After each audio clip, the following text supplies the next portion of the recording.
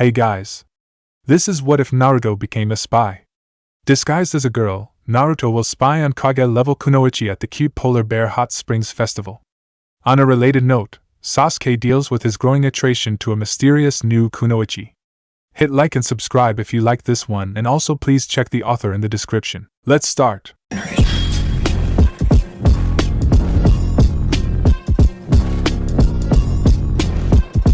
Chapter 1, S-Class Mission Revealed. Summary: Naruto will need special training and a secret identity to perform an S-Class mission and spy on Kage-level ninja at the cute polar bear hot springs festival. Tsunade sighed, and leaned back in her chair and rubbed her forehead. Iruka scrupulously looked the other way. We're boned, aren't we? Tsunade said. Yes, Hokage-sama. Iruka agreed, brow creased with hesitation. Shizen strolled in the door with a pot of coffee and frowned. What's the problem? Tsunade sighed, and reached down to pick up an intelligence report and wave it in the air. There's going to be a special hot springs festival in the southern part of the snow country in a little over a month. Shizen blinked, then frowned. You're not going. Iruka cut in when he saw Tsunade's anger vein throbbing. That's not what the Godame meant, Shizen-san. Intelligence reports place both the Tsuchikage and the Raikage's wife at the festival. Tsunade sighed. So, the two most powerful kunoichi from the stone and cloud countries will be attending. Shizen nodded, eyes widening.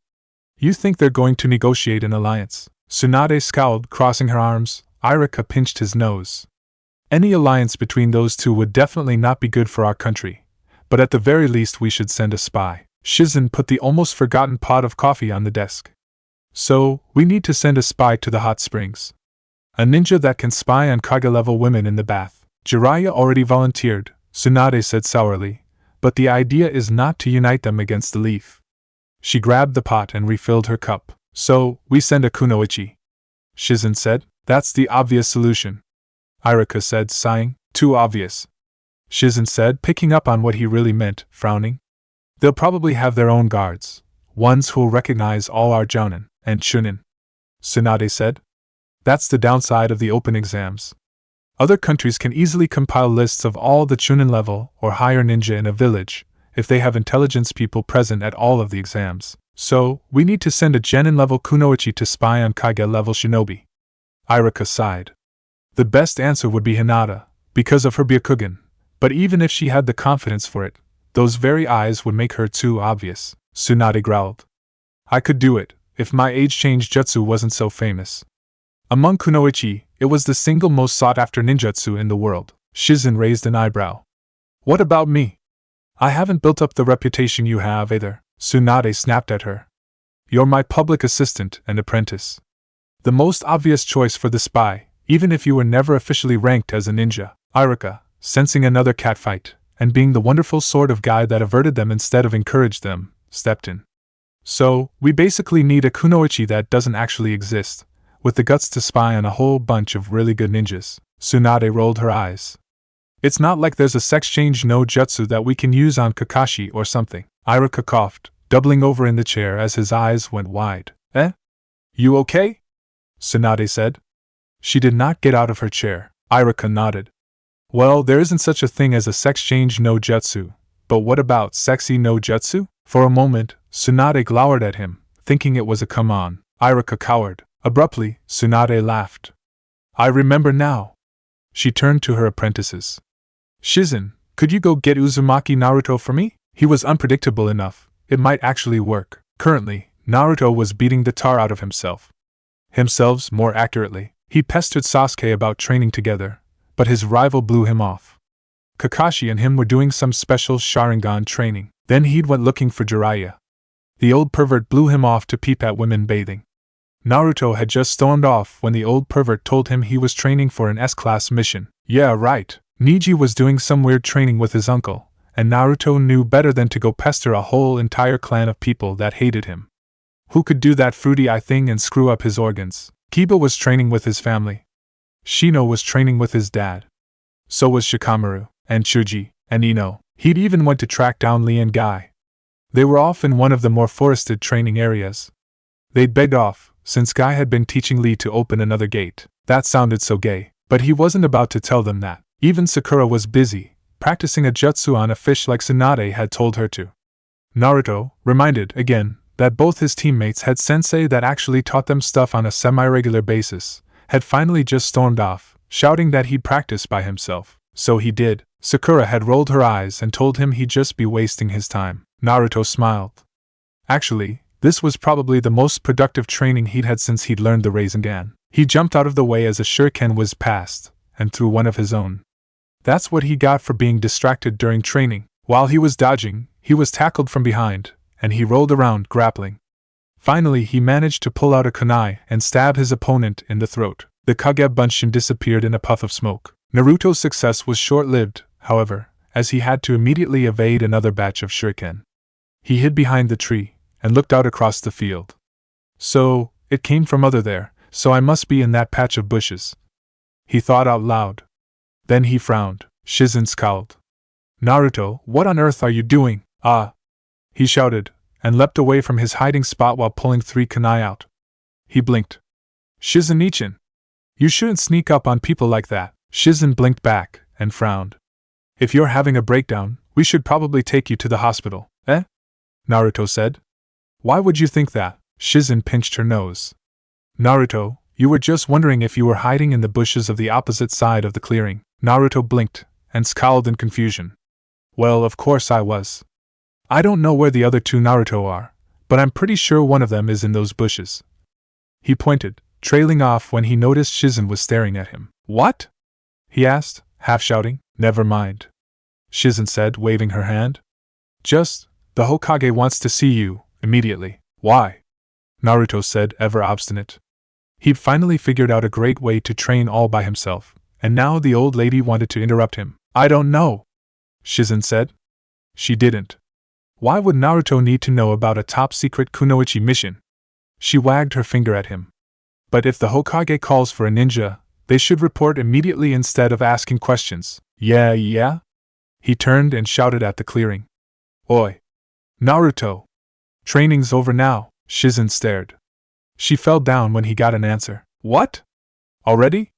We just got started. Naruto's voice back shouted from the other side of the clearing. I know, but Bachan called, so we gotta cut it short. Naruto said. Okay, I guess.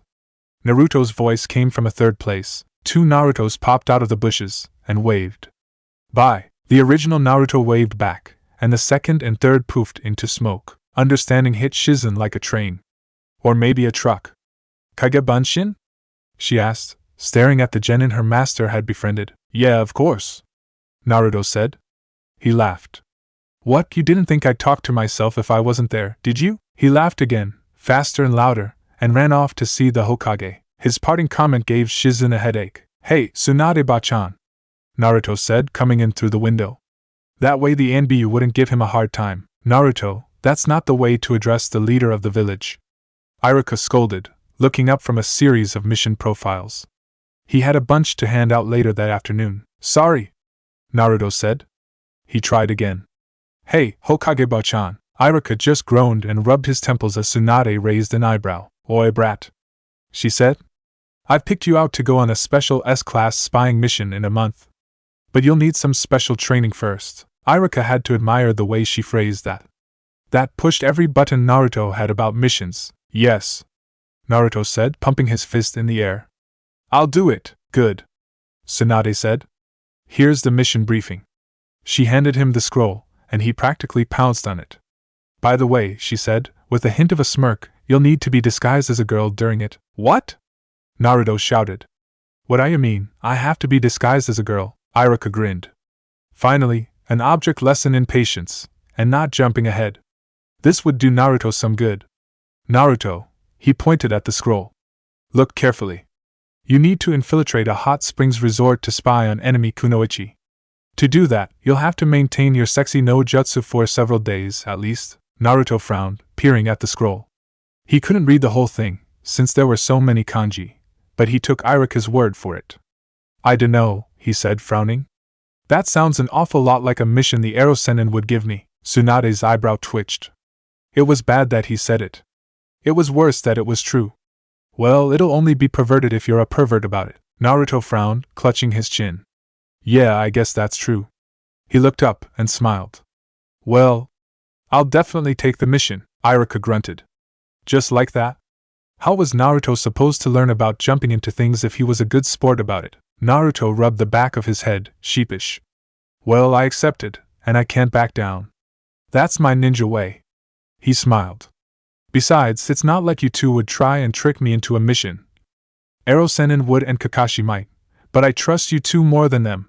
He finished. Tsunade's eyebrow twitched. Twist the knife a little more, why don't you? Iruka coughed. Anyway, you really are going to need special training. Everything should be in that assignment. Scroll. He trailed off. Naruto chuckled, embarrassed. I can't read it all, so, could you help me? Iruka sighed. Fine. I'll help you work out the details. Why don't you show up at my place? We can have dinner first, while we're at it. Naruto frowned. So, 7-ish? Iruka smiled. That sounds great. Thanks, Iruka-sensei. Naruto said, jumping out the window and going back to his training. What?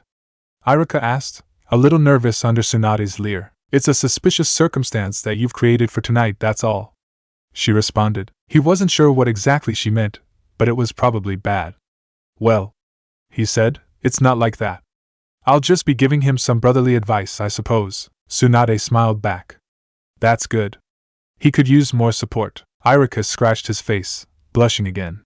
Well, I try to look out for him, when I can, but, like he keeps telling me, he's basically a grown-up now. Tsunade sighed. Yeah, They both jumped as Shizen re-entered the room. Shizen raised an eyebrow. Getting a little close while I was away, Tsunade-sensei? Iruka, mortified, stammered out an excuse. Shizen wasn't listening. She had to dodge Tsunade's chair. Chapter 2, Like a Natural Woman. On days like these, Kurenai hated being a genin team leader. Today, Kiba's mother was teaching him more advanced Inuzuka jutsu. Shino's father was teaching him a method for holding their contracted insects in jugs.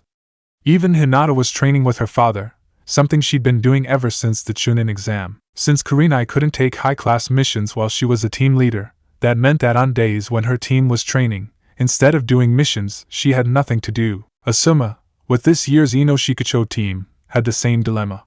Except he enjoyed spending his days doing nothing but smoking. Kurenai did not. Kakashi, on the other hand, had the opposite problem. All three of his students had only him to learn from. And Kakashi was a terrible teacher. The only one that could learn anything from him was the one with the copy eye. So, when one of the little mission assignment birds came to her window, she was more than happy to see what exactly the Hokage wanted. Tsunade pursed her lips, frowning slightly. It's not a mission exactly, but you have to maintain absolute secrecy. Even if you refuse, don't breathe a word of this to anyone. Yes, Hokage-sama. Kurenai responded. It was intriguing, to be sure. Tsunade sighed. The problem is simple. The two strongest kunoichi from Stone and Cloud are going to be at the Cute Polar Bear Hot Springs Festival this year. We want to insert an agent. Tsunade sat back, shrugging. But we can't send anyone they could potentially recognize. That means all kunoichi above the genin level. Kurenai frowned. So, you want me to train a genin kunoichi up to an acceptable level before then? I don't think that's possible, Hokage-sama. Tsunade grimaced. Not quite. There's a shinobi in Konoha that possesses a genjutsu that gives him the appearance of a girl. It had better not be Jiraiya. Kurenai said darkly. Tsunade chuckled. No, not him. But this person will need intense training, not only in feminine behavior, but also in certain spying techniques and genjutsu. I want you to be his advisor and teacher in this. Kurenai frowned. I don't like working with perverts, but I'll do it for the sake of the village. Tsunade snorted. He's not a pervert, actually. I don't quite know why he developed that weird jutsu in the first place. She smiled then. Still, I'm glad you'll do it. Kurenai nodded, slightly demure. His identity is Uzumaki Naruto. Tsunade said abruptly. Kurenai's eyebrow started twitching. Is he even capable of this? Naruto wasn't what she thought of when she thought of spies. Tsunade grunted. He's our only hope in this matter. Which was a good way of saying that the answer to her question was no, and that the answer didn't matter. Couldn't he teach this jutsu to some more capable ninja? Kurenai asked. Tsunade snorted. Yes. But who? Jiraiya? Kakashi? Asuma? Genma or Reidu? Kurenai sighed. I guess it is a jutsu we don't want falling into the wrong hands. Perverted hands that could use it to sneak into women's bathhouses. The information probably wasn't worth that price. Tsunade nodded. You'll want to get started as quickly as possible. He's eating at Irika's house tonight at 7, and discussing details of the mission. Why don't you drop in on them? Kurenai agreed and left. It was kind of arrogant of Tsunade to tell Kurenai to interrupt their dinner, but orders were orders, even if they were implicit. Kurenai remembered Irika from when they were in the academy together. She particularly remembered the bugs in her hair. She'd held a grudge over that. She also remembered the body-covering bug genjutsu she'd used on him in the Chunin exam. He'd laughed it off, after he stopped screaming. She saw him in the mission office quite regularly, and was always struck by how nice he was. She couldn't quite believe anyone was that nice. Until she saw him tearing into a group of students one time. When he'd asked her, offhandedly, to assist in genjutsu training one day, she'd been a little surprised. Irika wasn't good at genjutsu, but he wasn't bad either. That had been the day she met Hinata. Kurenai paused in her roof hopping. That sneaky little, he'd set them up.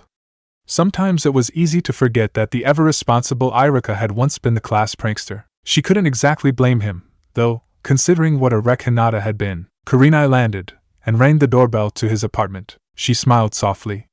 Yumino Irika was a pretty good guy, really, which was why she was surprised when a buxom, teenage blonde answered the door wearing only a too large shirt. Can I help you? The girl had said politely. Warmly even. Yes, I was wondering if Irika was home? She said, slightly flustered. That sounded so suspicious, but she couldn't exactly divulge why she was really here. Come on in, the blonde said brightly. Irika-kun, there's a beautiful woman at the door for you. She sang out, drawing out that last note. Irika smoothed the frown off his face as he came into the front room. Good evening, Kurenai-san. He paused. Would you like to join us for dinner? Kurenai raised an eyebrow. I wouldn't want to interrupt, she said, slightly snide. But the Hokage asked me to discuss an important mission with you that came up today. Oh? Irika said, not quite following. Oh. He smiled. Naruto, you can drop the jutsu. Sure thing, Iruka-kun, the blonde said. With a burst of smoke, she vanished, and Naruto struck a silly pose where she had been. Did I fool you, Kurenai-sensei? Kurenai's eyebrows went up. Actually, yes, Naruto said, pumping his fist. See? I told you I was incredible at this skill, Irika-sensei, but you didn't believe me, Irika sighed. Okay, Naruto, I admit, you're better at pretending you're a woman than I thought. But that doesn't exactly make me feel better, Kurenai frowned. What I want to know is why he was flouncing around wearing only that shirt. Irika hastily deflected the glare to Naruto. That's a good question, he said in his most teacher-like voice. Naruto, unconcerned by the scrutiny, rolled his eyes. Please! I still have to maintain some of my prankster reputation. I have my pride, you know. Irika just dropped his face into his hands. The oven timer went off. The mushroom puffs! Naruto cried, dashing into the kitchen. The dinner was surprisingly good. Kurenai thought two guys wouldn't be able to cook well, but they proved her dead wrong. It was probably the most pleasant surprise she'd had all day. Naruto summoned a few Kage Bunshin to deal with the dishes while they sat around the table to discuss strategy. First, we need to establish an alias that won't draw too much attention, Kurenai said. Any spies from Cloud and Rock are probably being extra sensitive to anything that could break through security at this Hot Springs festival, so we need to do this in absolute secrecy. Irika frowned. Naruto, can you do the Oiroke no Jutsu without the whisker marks? Come to think of it, could you change your hair and eye color too? Naruto frowned, cupping his chin. I've never tried before, he admitted. Well, one way to find out. Oiroke no Jutsu. With a puff of smoke, Naruto transformed. She was taller than he was, with a black page boy haircut and green eyes. Her complexion was quite pale, and she didn't have the marks on her cheeks. She looked, in short, like Sasuke's cousin. Kurenai frowned. She placed her hands on Naruto's shoulder, and with a muttered kai, tried to release the genjutsu. It failed. Naruto looked at her oddly. Kurenai explained.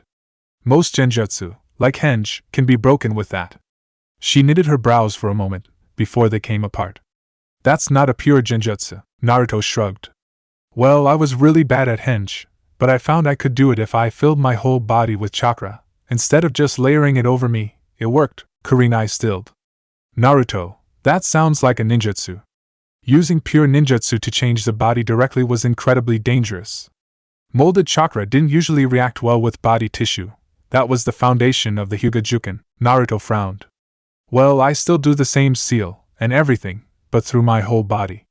She released the illusion and returned to his normal gender and appearance. Irika spoke up. So, instead of changing your outward appearance, you changed your whole body, inside and out, with that illusion? Naruto nodded. Yeah, Kurenai shrugged, surprised. Well, I guess it's possible. I've never heard of it being done. I guess that's why the Kai didn't work then, if your chakra system itself was cloaked. Naruto frowned. Irika sighed. If I've explained it once, I've explained it 100 times, Naruto sighed. Ah, not another lecture, Irika, with a glance to Kurenai, frowned. Well, maybe later. Naruto sighed with relief when that bullet was dodged. Anyway, Kurenai said, we need to develop an alias for you to use while you're training. Also, we need to explain where Naruto is while you're gone. Naruto shrugged. I'll just leave a note saying I got dragged off by Jiraiya. If Tsunade tells him to, he'll play along with that. Irika raised an eyebrow. Just like that? Naruto sighed and crossed his arms. Are you kidding? That big pervert will be jealous. Probably demand I take pictures in exchange, though. Naruto thought. Kurenai twitched. Better not to think about that part just yet. Teaching a boy how to spy on women in the bath was not something Kurenai had ever expected to do, so we need a name, an appearance, and an explanation for why you're here. Kurenai said, trying to pull them back on task. How about Motoko? Irika said. Since we don't want anything to connect her with him, we shouldn't call her Naru or Naruko or something obvious like that. True. Kurenai frowned. Motoko should probably be a Chunin, so we don't have to explain away a genin team. But a new one. Naruto pursed his lips. Then how about, and he used his jutsu. In a puff of smoke, she appeared. She was just as buxom and curvaceous as Naruko, but had less hair, neck length, and held back on the left side with a hair clip. Her eyes were still blue, but much darker. Her face was more heart-shaped, with more pronounced cheekbones than Naruto had. She also looked to be about 15 or 16, older than Naruto by several years. That's good, Kurenai said, noting the tight miniskirt and tank top. It would be less revealing when she had a Chunin vest on. Thank you, Motoko said, slightly demure. Her voice was soft and smoky. Totally different than Naruto. That's just uncanny, Kurenai thought. Irika nodded. That should work great. Abruptly, her demeanor changed. Motoko squealed, clasping her hands together as she leaned in. Really? Do you think so, Irika-sensei? Irika blushed. Yes I do. Nah, I mean, Motoko-chan. Kya! Motoko shouted, leaping forward to hug Irika. I think I'll be going, since you two seem to be getting busy, Kurenai said darkly. With a puff of smoke, Naruto appeared where Motoko had been. I'm gonna go home, too. I need to talk to Ero-sennin tomorrow. Kurenai nodded. After that, meet me at the Hokage Tower at... Kurenai paused to think about her next day, 1 in the afternoon. Alright? Sure thing, Kurenai-sensei, Naruto said. Well, good night, Irika-sensei. And with that, he was out the door. He certainly is energetic, Kurenai said. Yeah. Irika sighed. He's a real good kid, though, at heart. And then, Kurenai said. She remembered something that occurred to her earlier. Why did you set me up to meet Hinata like that? Irika stiffened for a moment, before relaxing. Figured that out? He asked, rhetorically. I did that because Hinata needed a positive role model. A kunoichi she could look up to. Kurenai frowned. Why not just ask me? Irika smiled a little half-smile. Hinata doesn't believe in herself, but she's a smart girl. She probably thought you were trying to be her friend just to make you feel better, even when you honestly trying to connect, right? Kurenai raised an eyebrow. That's correct, she did. It had taken a lot of earnestness to convince Hinata that Kurenai really did care about the girl. Hinata is a strong Hyuga, maybe not as strong as Niji or Hanabi, but she has good control of her Byakugan relative to the whole clan. She would have known you weren't being honest, Irika said.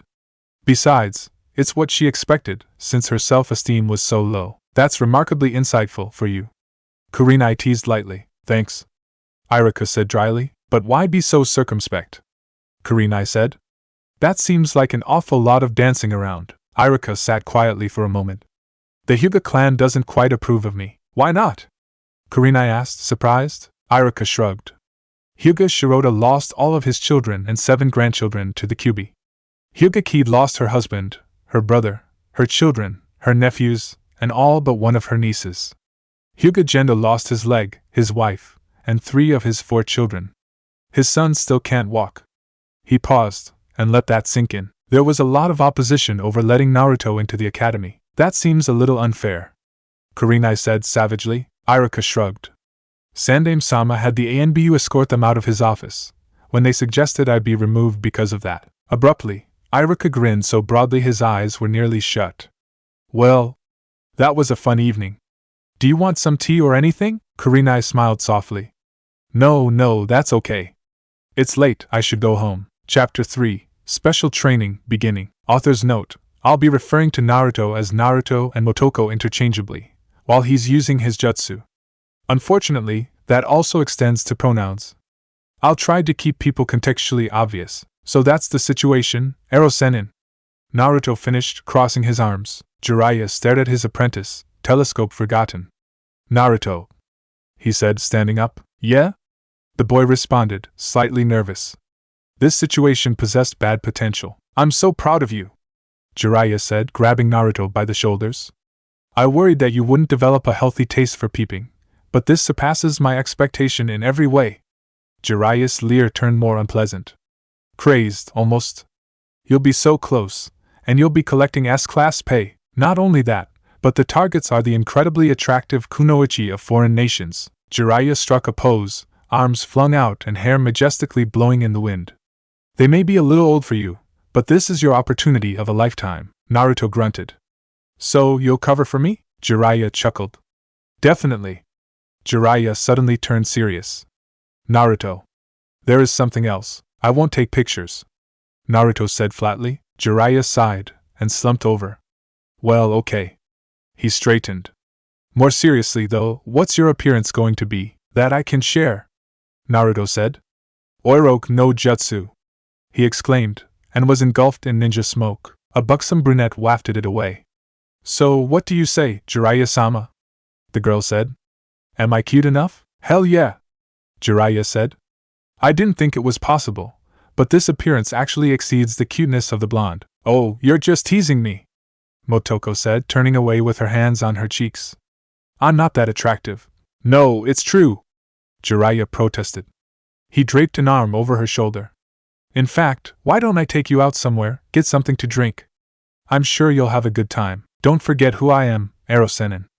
Naruto responded in his real voice. He ground his heel into Jiraiya's instep, and turned and walked away. If you want to win women over, you should live up to your self-proclaimed title, gallant Jiraiya, you pervert, Motoko loftily advised him. Irk. Jiraiya stumbled. That was harsh. Still, the Sannin muttered. I can let it slide because... He stood up straight. This is the best inspiration of all time, Jiraiya said, rubbing his hands together gleefully. I'll call it a Checha espionage. Sasuke was tired. Sasuke was sore. Sasuke could feel every nerve and every muscle in his body, telling him he'd gone a little too far, a little too long. It was great. Losing himself in training, simply becoming stronger, he could forget everything. His brother. His cursed seal. Nearly betraying the village. The Godame had decided to keep his almost affection secret. Only a few people outside of his classmates had even learned that he tried to leave. She decided to keep it secret, even from the ANBU, to maintain the morale of the village. But she'd really done it because Naruto had asked her to. Naruto, thinking of him, Sasuke's jaw clenched. The battle at the end had been close. Very close. He could have won, but he lost. To the dead last, the idiot, the class clown, who pulled out a jutsu greater than Chidori, and a transformation greater than the level 2 cursed seal. That monstrous red aura showed up in his nightmares. Now, Itachi had been the only one in his nightmares. Sasuke clenched his fists. How? How had that blonde moron gotten so strong? How could Sasuke get that strong? How could he? He abruptly stopped wondering when he had to swing his arms up to catch his fall. He glared over his shoulder. A brunette, slightly older than him, with a chunin vest. She was smiling with an incredulous eyebrow raised, and had one leg extended. Shouldn't the genius Uchiha Sasuke have better situational awareness? You almost plowed into me, Sasuke huffed. I was thinking, the girl chucked, and bent over slightly to offer a hand. Sasuke took one look at the extended hand, looked up at her, and turned away, blushing slightly. He hauled himself to his feet. You're pretty arrogant, to go and trip some ninja like that. She giggled. Making it sound like I'm not a ninja as well.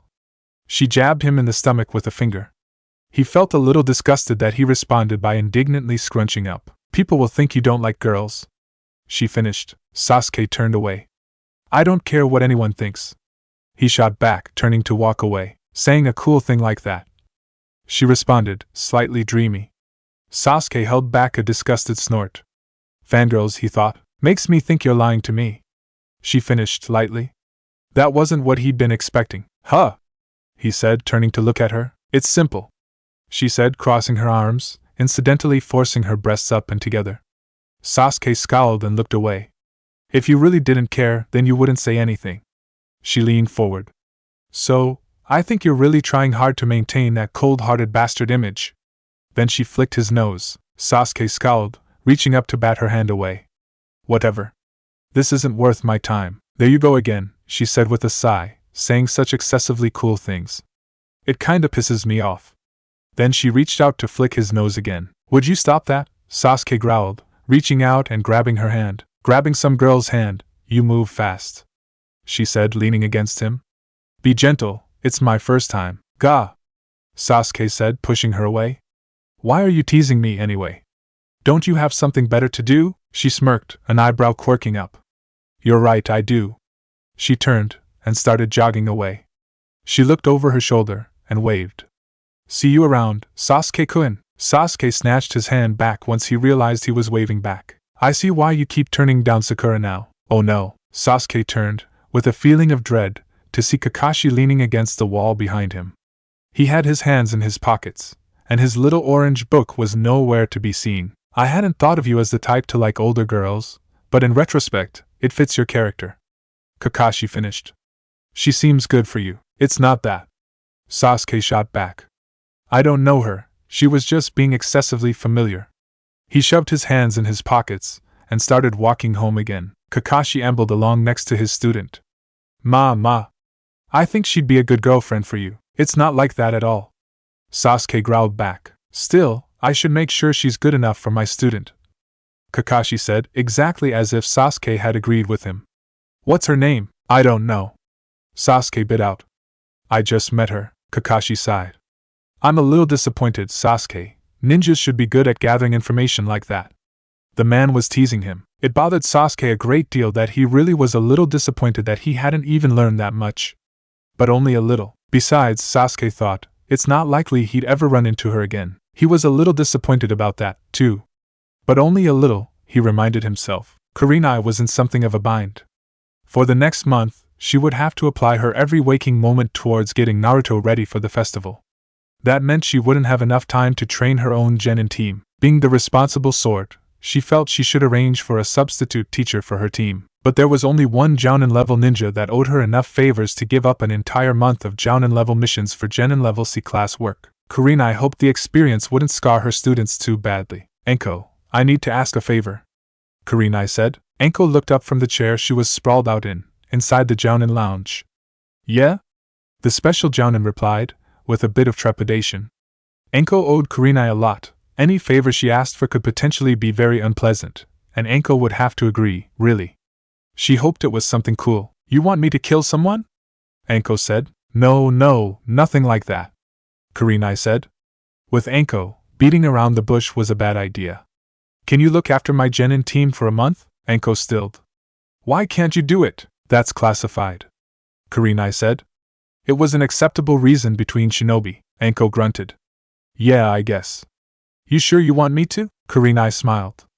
Thanks, Enko. I really do appreciate it. No problem. Enko said. Kunoichi walked out. It was nearly 1.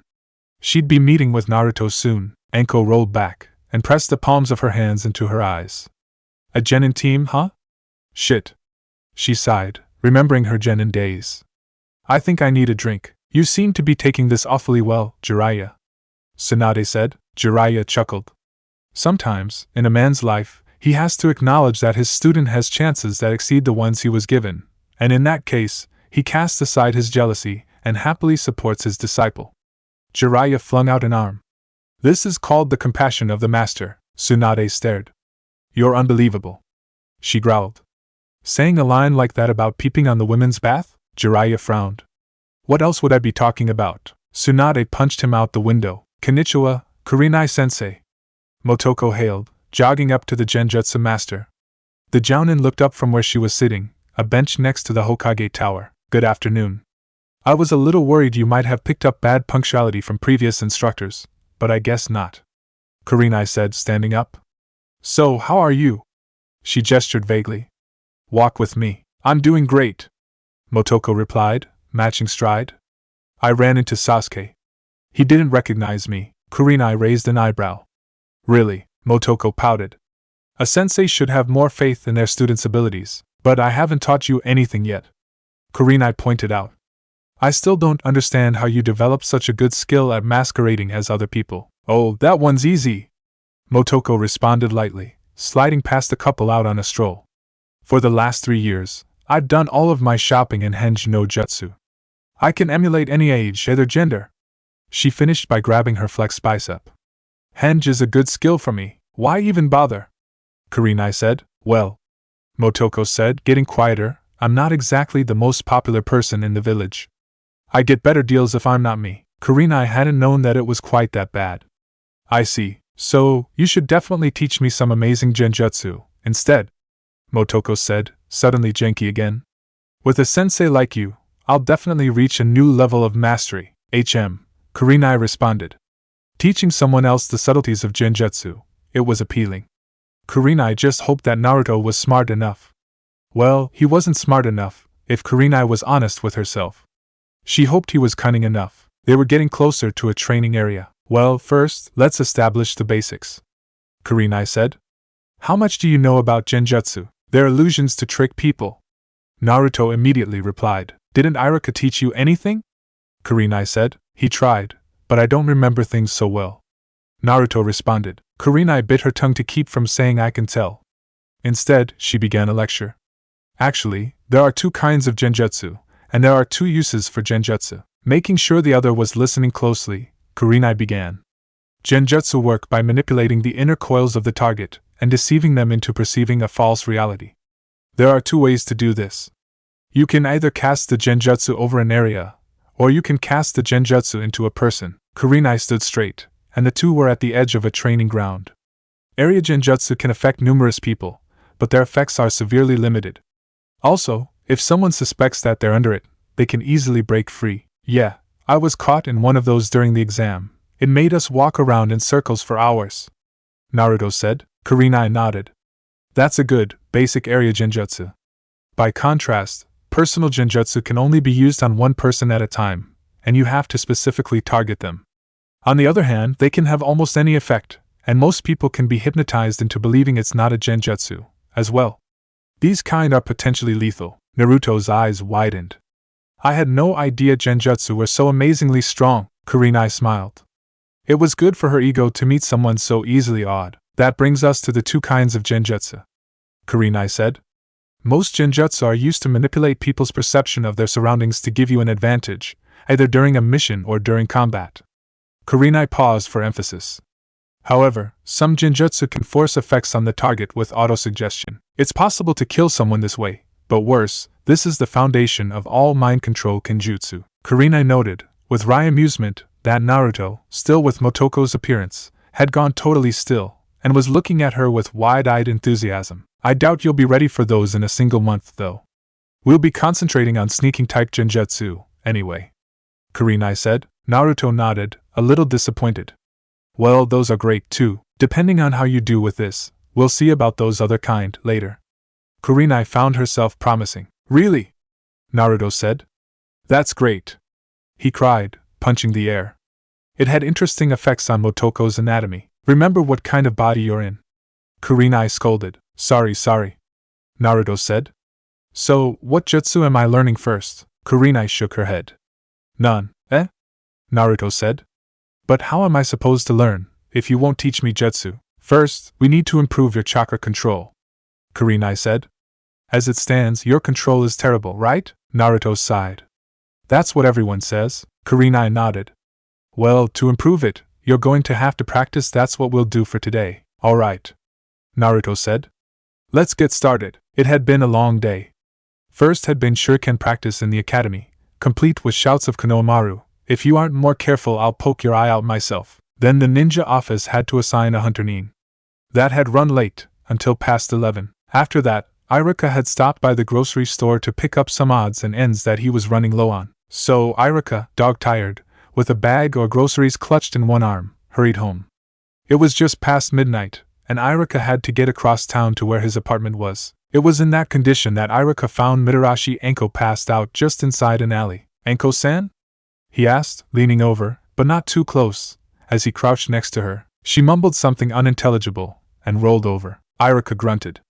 She was stone drunk. He hesitated to leave her passed out in an alley. The nights were too cold to be sleeping outside, especially with what Anko wore. Sighing, Iruka hefted the South's special jounin over his right shoulder, and held his groceries in his left arm. It was a little heavy, but not much for a ninja. As he walked down the street, it suddenly occurred to him that he had no idea where she lived. Oh great! Iruka muttered to himself. He couldn't just set her back down. He didn't want to just leave her somewhere after committing to her welfare. That left just one option. Iruka would take her to his place. I hope this doesn't end badly.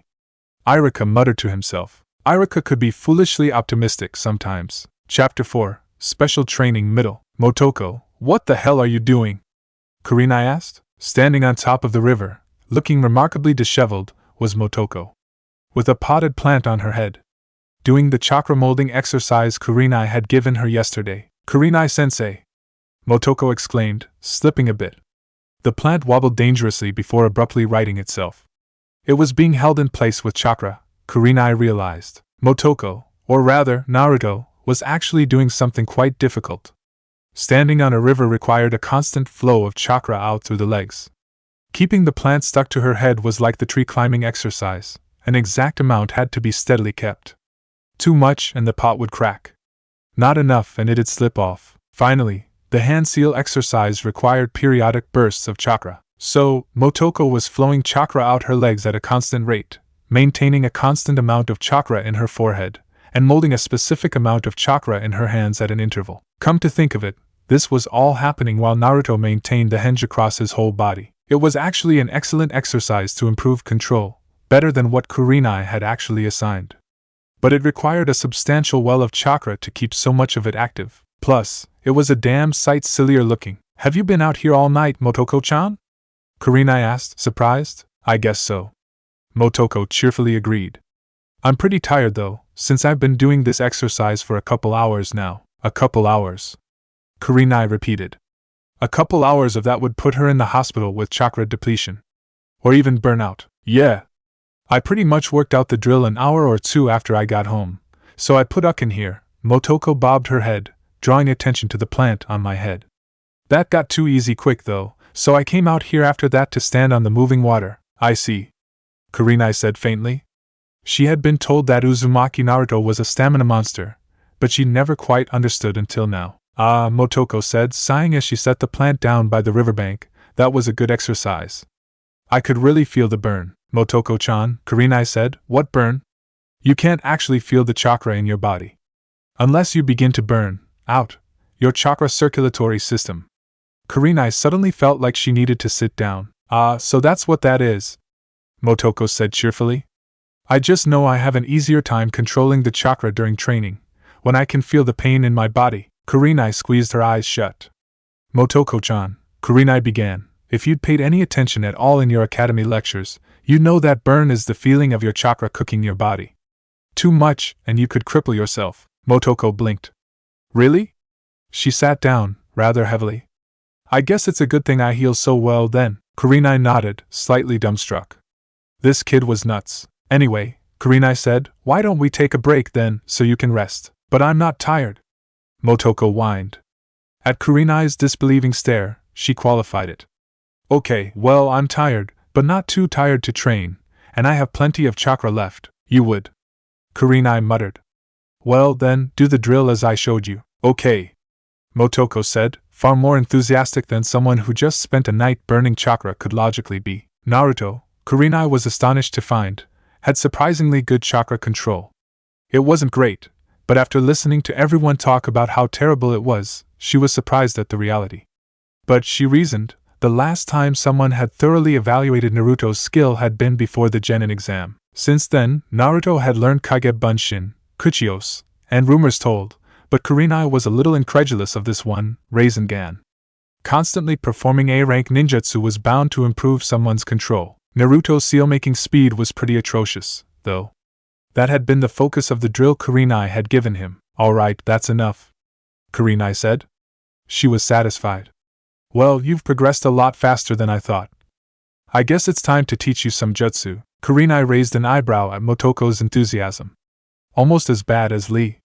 But considering her appearance, it came off as cute instead of fruity. Genjutsu time, Motoko crowed. I'll create an alien zone that will instantly deceive all opponents. Settle down, Kurenai instructed. Now, genjutsu are a lot more flexible than ninjutsu or taijutsu. That's a weakness and a strength. Most genjutsu of a similar type have the same hand seals and chakra flow. The difference is the effect you visualize, so, Motoko said, her face scrunched up. On Naruto, it was a frown. On Motoko, it was an adorable pout. Kurenai was pretty sure Naruto wasn't aware of just how cute Motoko had turned out, so Motoko repeated, "It's important to know exactly what I want the other person to see." Kurenai nodded. And feel, and hear, and smell. With genjutsu, you can't just mold the chakra with your hands, but also your imagination and intent. Otherwise it will be stale. Motoko nodded. I get it. It's a thinking type jutsu, so I have to think. Kurenai nodded. Put that way, I don't know how successful you'll be. Ah, Motoko said. That's a little unfair, Kurenai-sensei. I may not have much intelligence, but I'm number one at tricking people. That was true. Good point. Kurenai conceded. So, let's get started. First is Kori Shinshu no Jutsu. The Get Lost in Woods one? Motoko asked. Sly mind effect technique. Kurenai repeated, gently correcting her student. It's not just getting lost in the woods. You cloud the opponent's awareness of their surroundings, by taking advantage of the human tendency to quickly glaze over what someone sees but deems unimportant, and pulling to the front of their mind what you want them to see. You can use it not just to make someone lost, but also to hide your physical presence. Kurenai held up a finger. However, since most Jounin-level ninja can sense when they're under this sort of genjutsu, because their self-awareness is high, it will actually alert them to your presence. On your upcoming mission, it's basically useless. But it's a good starting point. The hand seals are. Anko's first thought, upon waking, was Grahamfablarg. After that, she became aware of the fact her head hurt, a pain that was halfway between ache and throb. Her throat was dry and cottony, and she didn't recognize the apartment she was in. Clearly, she was hungover, and was now waking up after a one-night stand. She remembered Kurenai asking her to look after the Jounin's Genin team for a whole month. Since she owed the other kunoichi a couple favors, Anko had agreed. That had brought back memories of her own Genin team, and Yakumaru's particularly grotesque allergic reaction to her sensei's cursed seal. Wanting to get Orochimaru out of her head, Anko had gone bar crawling. Her memories got continually hazier, so she guessed she'd succeeded in driving that creepy snake bastard out of her head. And now, she noted with a grimace, that bastard had just left her alone. Whoever he was. Leaving her all alone with a vicious hangover. Bastard. Her eyebrow went up when she finally noticed a glass of water next to the futon she'd been sleeping on. As she greedily sucked it down, she also noticed all the shades and blinds were drawn, keeping the inside of the apartment pleasantly dim. Thoughtful bastard. There was a note, too, now that she checked. Anko-san, I had to leave to go to work, and I thought you'd probably want to keep sleeping. There's some food in the fridge if you want any. Help yourself, Irika. P.S. You like dumplings, right? Anko raised an eyebrow as she sauntered into the kitchen. She only knew Irika from the mission office. He was a stiff-necked bastard. Come to think of it, he taught at the academy too, didn't he? She pulled open the fridge. He was the kind of guy she hated. Straight-laced, followed the rules, the sort that looked down on her because she was Orochimaru's apprentice, way back when. Not the type to take advantage of a drunk girl, either, if she was going to be honest about it. And he'd been surprisingly thoughtful. The dumplings in front of her was testament to that. Anko decided to drop by the academy and hear his side of it. But first she went back to the fridge. Ano, Hinata said, looking up from her hands. Yes, Hinata? Kiba said, with forced patience. Weren't we supposed to have a substitute sensei today? The girl asked, shy even for her. Yes. Shino curtly responded. Then Hinata trailed off, not quite able to finish. She's late. Kiba snarled. Kurenai was beginning to think she'd created a monster. Naruto had a talent for genjutsu, and the malicious cleverness to use them well. After learning Kori Shinshu no Jutsu, Naruto had proceeded to use it on a group of Kage Bunshin. Since they were as incapable of breaking genjutsu as Naruto himself, that would be their next training item. Kurenai had decided to let him test his jutsu on her, which was why she was currently lost in the woods of one of Konoha's forested training areas. It seemed Naruto had discovered how to layer genjutsu on top of each other, and, in keeping with his penchant for overkill, had layered at least 7 different illusions. They were the same jutsu, but subtly different each time, different enough that they had to be broken separately. Kurenai broke the 8th one, and bit back a curse. She could still sense that she was under the spell. "Okay, Naruto, I think you've proved your point," Kurenai said with a grunt. "You can come out now." "Okay, Kurenai-sensei," came the disembodied voice of Makoto from right behind her. Kurenai whirled. "Motoko," she said, surprised. "Where are you?" The area subtly blurred as several congruent genjutsu were cancelled. Kurenai saw that Motoko really was right behind her. She raised an eyebrow. "Even if you could fool my eyes, I'm surprised that you're capable of defeating my ears and other senses to the extent of sneaking up on me, a jounin." Naruto grinned, tucking his hands behind his head. Since he was still Motoko, this had a much more lurid effect on her appearance, especially with how that pose bent her spine. "Well, my perception skills aren't very good, but I'm really good at hiding. Hokage sent some ANBU after me at least once a week at the height of my pranking, so I learned to hide from them." Kurenai raised her other eyebrow too. It seemed Naruto's childhood hadn't been as wasted as she'd been led to believe. His taijutsu was still crude, and his knowledge was still abysmal, and his strategy was terrible, but his support skills were surprisingly good, and his understanding of shinobi tactics was deep, indeed. Such a bizarrely misshapen skill set, no wonder he was number 1 at surprising people. There was a lot to be said for that sort of ability. Kurenai drew her eyebrows down, frowning slightly. "Come to think of it, she should say it so he'd understand." "Naruto," she said seriously. "Eh?" he responded, the sound incongruous with this body. "I need to explain something very serious," Kurenai said, "so listen up. You have a good talent for sneaking about. Use it. The foundation of all shinobi arts is deception, and the most fundamental deception is hiding your presence." Naruto scowled. It was his thinking something through scowl. "That sounds like one of the shinobi rules, but I never learned them," he said honestly. "I understand needing to sneak around to get places you're not supposed to be, or do things you're not supposed to do, but what about fighting?" Kurenai shook her head. "Too many genin become overly concerned with the power to straightforwardly attack the opponent. An ideal ninja would kill every enemy without any warning or battle.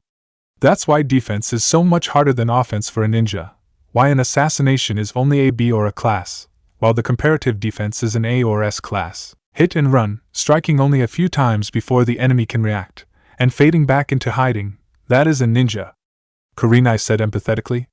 She'd given variations of this speech a number of times to her own team. Shino had gotten it quickly. Unsurprisingly, Kiba hadn't. It was an unwelcome surprise that Hinata didn't quite understand either. That aspect of ninja arts was sadly lacking in the Hyuga training. Naruto was thinking of his own experience.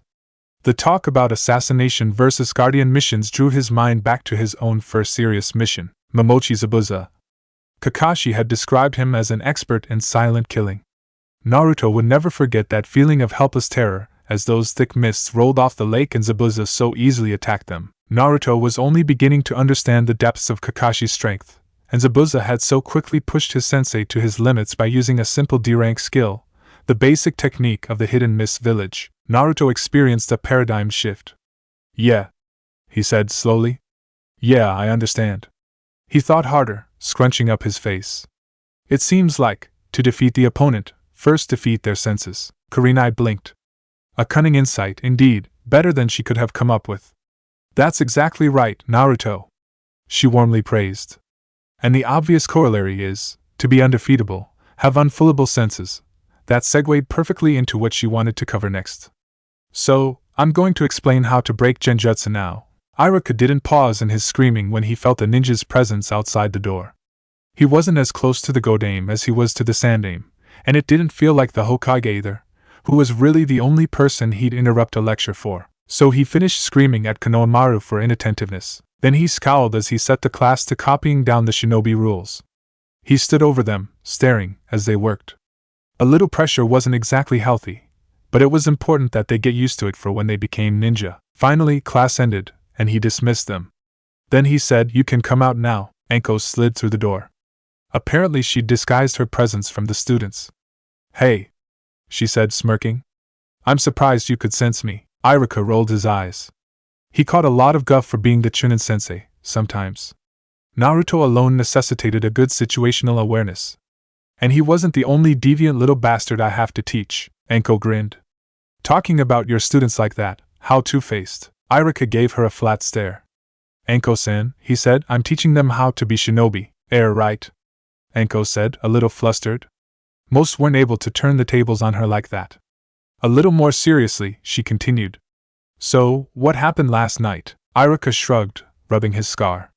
"I was coming home last night and found you passed out in an alley. I didn't want to leave you, and I don't know where you live, so..." She raised an eyebrow. "That's a suspicious thing to say," he blushed. "That's not what I meant." She sauntered forward, careful to sway her hips. "Yumino Iruka, are you blushing over me?" she crowed. He scowled. "Still flustered, it didn't work very well. Rest assured that I didn't molest you in your sleep. Tempting though your body is," she felt herself blushing a little bit at that. Iruka having his way with her, when she was too soused to stop him, that was actually kind of hot. He pressed his advantage. "Besides," he continued dryly, "somehow I doubt you'd want to be the one on the bottom, anyway." She narrowed her eyes, and slid up against him. "Oh, you shouldn't assume you know what I like, little man." He blushed more, and stepped back. "Hey, we're still at the academy." She grinned toothily, eyes narrowed. "Oh, we'll teach those little kids something new and exciting then. I don't mind being on display." He sighed. "I'm sorry, but even if I could, I'd refuse." She froze. "I see." She turned away. She was surprised this sort of rejection still hurt. "I guess I'm not good enough for you, huh?" "I'd rather not be the rebound, thank you," Iruka retorted. "What?" Anko said, her voice turning dangerous. Iruka ran his hands along his hair. "Anko-san, you drank yourself into a stupor last night over someone, I think. I don't think having casual sex with me is going to help anything." "It was over Orochimaru," Anko said brittlely, watching him out of the corner of her eye. Everyone was always a little disgusted when she reminded them of that. Usually she hated reminding people of her connection to that traitor, but she wanted to hurt him a little bit. "Oh," Iruka said. "That was it." His eyes didn't even widen or anything.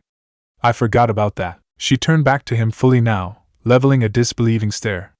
"What?" Iruka shifted, uncomfortable. "Well, do you want to talk about it?" Anko snorted. "And what would you know, huh? How could you understand?" Iruka shrugged. "Mostly, I'd just say that Orochimaru is Orochimaru, and he left the village.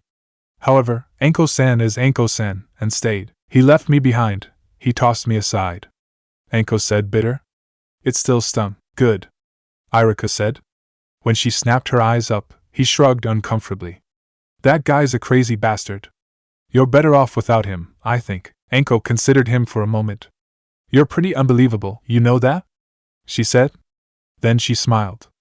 "Take me out to dinner tonight." Iruka shifted uncomfortably.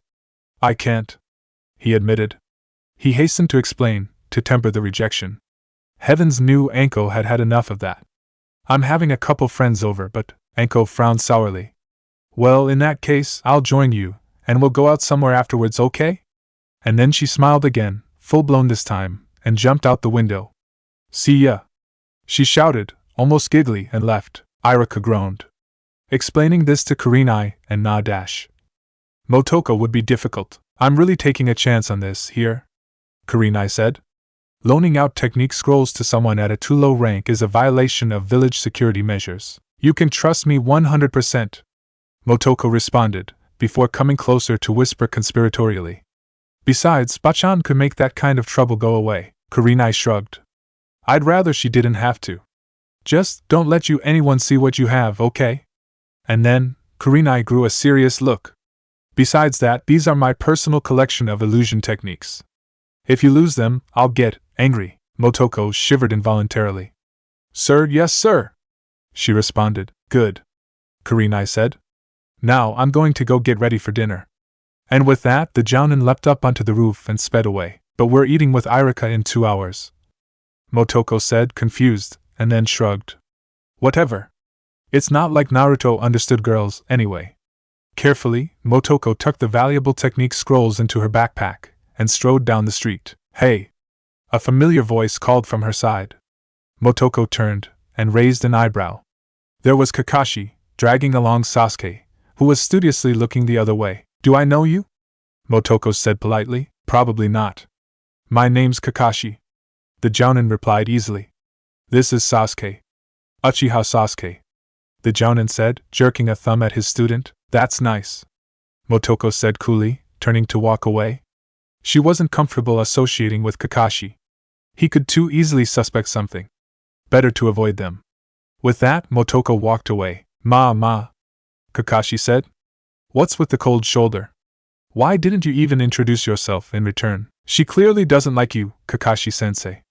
Sasuke said, so why don't you leave her alone? He desperately wanted to avoid this. At least, he didn't want Kakashi here. No. He didn't want to interact with the girl, right? It's nothing personal. Motoko responded, turning to face them. But I don't like perverts, eh? Kakashi said, surprised. What makes you think that? Wordlessly, Motoko pointed at his left hand. Kakashi looked down. Oh, that? He said with a chuckle. Yeah, I guess. He had his copy of Ichicha Paradise in his left hand, like he did most of the time. She has you nailed, sensei. Sasuke said, unable to resist a jab of his own. Don't say it like you aren't also a pervert. Motoko said. Eh? Sasuke said, whipping his head around to Motoko. Motoko rolled her eyes. Please.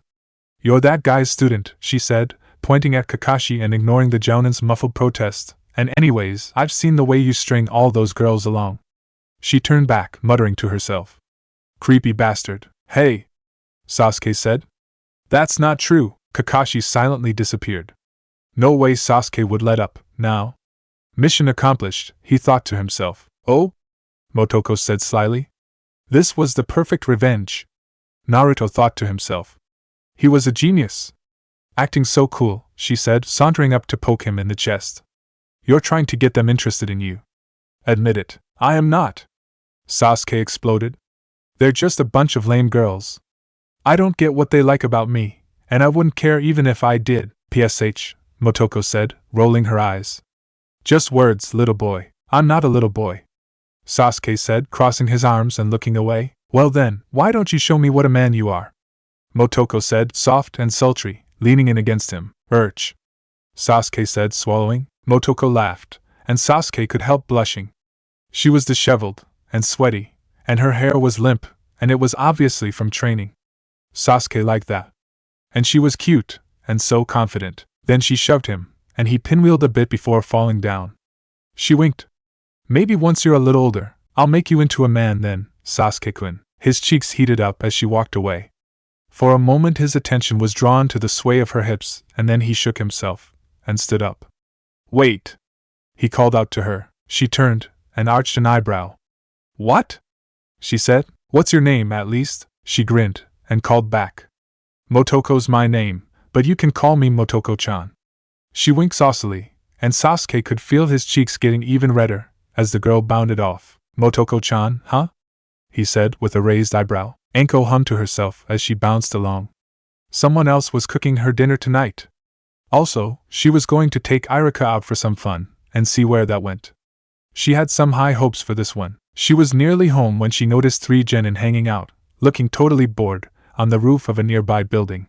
They looked familiar. That's it. They were Kurinai's students. Curiosity satisfied, Anko got ready to hop off again, when she stopped. Kurinai's students, and Anko had promised to teach them for a month or so. Starting 3 hours ago. With a silent curse, Anko disappeared, and reappeared among them in a puff on ninja smoke. Hey! She said. Sorry I'm late, but I was really hungover, and then I had to flirt with Irika. Kiba groaned. That was even worse than all the stories Naruto tells about Kakashi's excuses. Hey! Anko shouted, pointing a finger. Don't compare me to that lame guy. What? Kiba snarled back. You're not only lying, but it's a lame lie. He leaned forward. Saying such a ridiculous thing, Ano. Hinata said hesitantly. Anko leaned in, herself. I don't know who you think you are, puppy, But I'll have to discipline you if you keep shouting your yap off, Kiba snapped. I'd like to see you try, you old hag. Hag? Enko shrieked. I'll show you hag, you mangy inbred little mutt. Oh yeah, you floozy? Kiba shot back. Why don't you just, excuse me? Shino said. He flinched when they both turned their glares on him. He'd forgotten how scary this Naruto-like kunoichi could be. Are you the substitute sensei that Kurenai arranged for us? Enko, her anger forgotten, laughed, throwing her head back. That's right. Kiba inched backwards as her laughter slowly morphed into a malicious cackle. And the first order of business, she sneered, is stamina training. So. She twirled a kunai around her finger. Start running around the village, she shouted, and threw some knives when they hesitated. They took off, and she followed, still cackling, still throwing kunai to motivate them. Yo! Kakashi said as he appeared in the Hokage's office. He promptly dodged the chair that rocketed forward, and it smashed into and through the wall behind him. Acting like she hadn't just tried to kill him, the Hokage raised her gaze. Kakashi. And only an hour and a half late. Kakashi shrugged uncomfortably. Anyway, the Hokage said frostily, I just wanted to let you know that Naruto's going to be out of town with Jiraiya for a couple weeks, so don't be surprised that he's not around. Kakashi made a sympathetic noise, but inwardly he felt a little squirm of guilt. He hadn't even noticed that Naruto hadn't been around for 3 days, not since he'd had to ask the Orange Genin to leave him and Sasuke alone during some Sharingan training. That's good, Kakashi said. Tsunade said. So, how's Sasuke doing? He's okay, Kakashi slowly responded. He's throwing himself into training, but I get the impression it's to surpass Naruto, now. Losing at the Valley of the End really shook up his confidence, and he'd already felt left behind. Tsunade made a disgusted little noise. Comparing himself to Jinchuriki, naturally he's not as powerful, regardless of whatever bloodline abilities he has. Kakashi just shrugged. It's not like he knows, Tsunade sighed. Well, is that it then? Kakashi grinned a little bit. Actually, he's been hitting it off with a girl. A few years older, and a chunin to boot. Really? Tsunade said, eyebrow raised. She hadn't guessed he'd be the type to be interested in girls, but apparently she was wrong. Yeah, the jounin said with a chuckle, she really had him flustered. I watched them for a while after they thought I left. He paused. Her name is Motoko, he said, clearly fishing for information, and just as clearly asking tacitly if they should be allowed to continue. Sasuke had a lot of baggage, beyond most ninja, and was ill-equipped to deal with it. Or with girls. Tsunade had a very wonderful, very cruel idea. I see, Tsunade said quietly. That girl was recently promoted to Chunin and is beginning specialist training in Genjutsu. Also, Tsunade paused, and then added gravely, she'd be good for Sasuke. Kakashi's eye widened, then went slack again. That was tantamount to an implicit order to hook them up. He wasn't really looking forward to this, but they had enough naturally chemistry that he, hopefully, wouldn't have to do much. If you think so, Hokage-sama, he murmured, and then he disappeared again. Tsunade waited until he was truly gone before throwing back her head and cackling. She couldn't wait to see Naruto's face when this prank came to fruition. Outside, Shizen worriedly looked at the door of the Hokage's office. She recognized that cackle. It was always Tsunade's laugh when a harebrained scheme was cooked up, and Shizen couldn't talk her out of those anymore. With a sigh, she slumped forward. What to do? Maybe Irika could help. He had surprising tact, and Shizen had been impressed by his ability to control the Hokage's wilder schemes in the mission office. She nodded decisively. She understood that Irika was having Naruto and Kurenai over for dinner to talk about the mission. She hoped they wouldn't mind her showing up, but she could take a minute and Irika would understand the necessity of derailing whatever scheme the Hokage had in mind. Plus, she'd be able to eat good home cooking for once, instead of takeout. Dinner at an Aburame house is a surreal affair. Since the destruction bugs stymied the growth of the digestive organs in order to provide themselves more room in the body cavity, a typical Aburame had an extremely inefficient stomach and short intestines. They could eat like a normal human, but for nutrition their symbiotic bugs regurgitated food directly into their small intestine. This meant when an Aburame eats they just sort of sit quietly, without moving much, and their bugs swarm all over a plate of nutritive paste. It looks kind of like thoroughly mashed dog food, mixed with a little water. They still eat as family, to have family togetherness time, but they don't actually do anything. Dinner at an Aburame house involves a lot of motionless sitting and staring. Today, however, Shino had something to say. Father, he said. Yes? his dad responded. Kurinai-sensei will be busy this month. She arranged for a substitute instructor.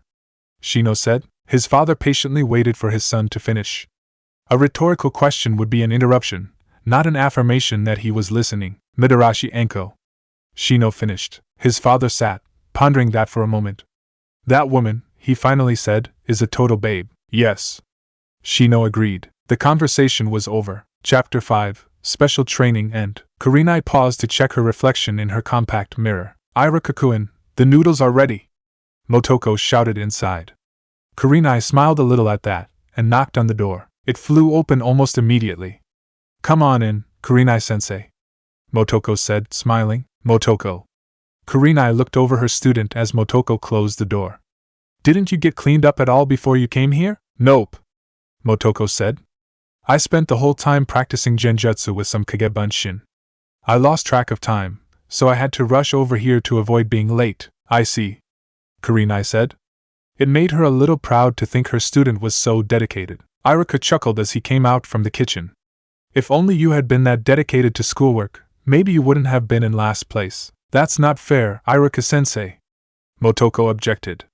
I'm the type that learns with their body, so naturally I won't get anything from a lecture. Well, Iruka said, that's true, I guess. Abruptly, he slapped his palm with his fist. I almost forgot. Anko will be joining us tonight. Kurinai arched an eyebrow. I didn't know that you knew Anko, Iruka. Iruka shrugged, and rubbed his nose while looking away. Well, I only met her yesterday. Well, not yesterday. I already knew her, and she was unconscious then anyway. But she stayed the night last night, and... He cut off abruptly as Kurinai delicately arched an eyebrow. Motoko was less contained. Ah! She cried, holding her head. All my senseis are incurable perverts. All of them, Motoko? Kurinai said pointedly, even as Iruka sputtered. Motoko shrugged. Well, you thought that same thing I did, and I thought, what would Ero-sennin think, so it was probably perverted. Iruka shrugged. For some reason, she went drinking last night. She said something reminded her of Orochimaru. Kurinai felt her stomach drop out at that. She hadn't even considered how Anko would feel about looking after a genin team, considering her own experience as a genin. Why would Anko think about Orochimaru? Motoko said, frowning. Kurinai had almost forgotten that Motoko was also Naruto, and was thus privy to only genin-level classified gossip. Practically everything surrounding Orochimaru's history was classified to at least shonen level. It would be bad for business if the public thought too often that Orochimaru was a leaf nin. Orochimaru was Anko's jounin sensei. Iruka informed Motoko. Kurinai whipped her head around to look at Iruka. That was a serious breach of confidentiality to reveal classified personal information like that. Especially for a guy that worked in both the academy, which trained the entire next generation, and the office, which was familiar with the classified abilities of every ninja in the village. Iruka met her gaze and mouthed, I'll explain later. Kurinai kept her peace. Oh? Motoko said, nonchalantly. Then her eyes widened. It made Kurinai apprehensive. So that's why Anko can summon snakes? Motoko nodded sagely. That had kind of bothered me before, but now I get it. Well, that was a surprisingly low-key reaction, Kurinai thought. Anyway, she should be here. Iruka was interrupted by the doorbell. About now, he stepped over to open the door. Iruka blinked. Hello Shizen-san. Shizen smiled brightly. I hope I'm not interrupting, but I thought I'd stop by and talk about the mission a little bit. Certainly, Iruka said. Then his polite instincts kicked in as he closed the door behind the newest girl. Would you like to stay for dinner? Sure, Shizen responded. Score. She'd hoped he'd ask. That way, she wouldn't be imposing, but she'd still get to eat something better than the hospital cafeteria special. An oven timer went off. Iruka and Motoko both rushed into the kitchen to finish with dinner. Shizen looked over at Kurinai, then blinked. Kurinai, she said, are you wearing makeup? Kurinai turned to study the new girl that had rejoined the village with Tsunade. They had known each other as children, but that was a long time ago. I could turn your question back at you. Kurinai coolly responded. Shizen blushed. Well, it's just that. The doorbell rang. Could you get that, please? Iruka shouted from the kitchen. We're both busy with something in here. Kurinai opened the door. Ohio Iruka-kun, Anko said. It somehow possessed the quality of both a sexy cooing sound and a shout. Anko flounced forward, and then blinked. Kurinai! What are you doing here? That's a little complicated, Kurinai said. And Shizen? Anko shouted with a finger jab. When the hell did Irika suddenly get popular with women? It was at that exact moment that Motoko bounced into the room. Dinner is served, she announced, waving her arm cutely. Anko's eyebrow twitched. Dinner was, mildly speaking, tense. Shizen, Irika, and Kurenai couldn't discuss the upcoming mission in front of Anko. It was a need-to-know basis, and frankly, Anko didn't need to know. Motoko was too distracted by the stir-fry to think about either the mission or that Anko couldn't know about it. This left Kurenai and Shizen with no real excuse explaining why they were there. After 15 minutes of mumbled conversation that entirely dodged the issue and didn't stray far from the weather, Anko finally stood up. It coincided with when she had finished eating. Screw this beating around the bush crap, she said. She pointed a finger.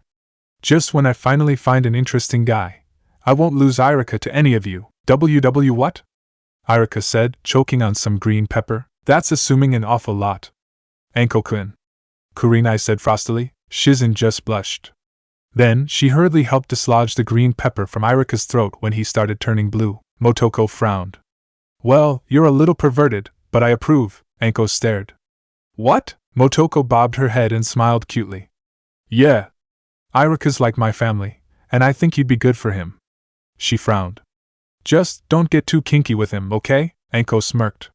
It's arrogant of you to tell me something like that, girl. I'm not gonna let someone else tell me what to do, Motoko smirked. Fine. Then Kurenai-sensei can be his girlfriend, Motoko. Kurenai said, her voice chilling. I don't need your approval. It only occurred to her after she said it that she had just implied she was interested. Now that Kurenai thought about it, though, was she? She would need to consider it more. Irika was a nice guy. That pretty much summed him up. He was the sort of person that always got overlooked in the dating pool. Once she got to know him a little better, though, he was surprisingly wise and deep. He deserved a closer look. Shizen, meanwhile, was sitting off to the side, forgotten and pondering. She'd worked with Irika a lot more than the other two had, and was more familiar with him professionally.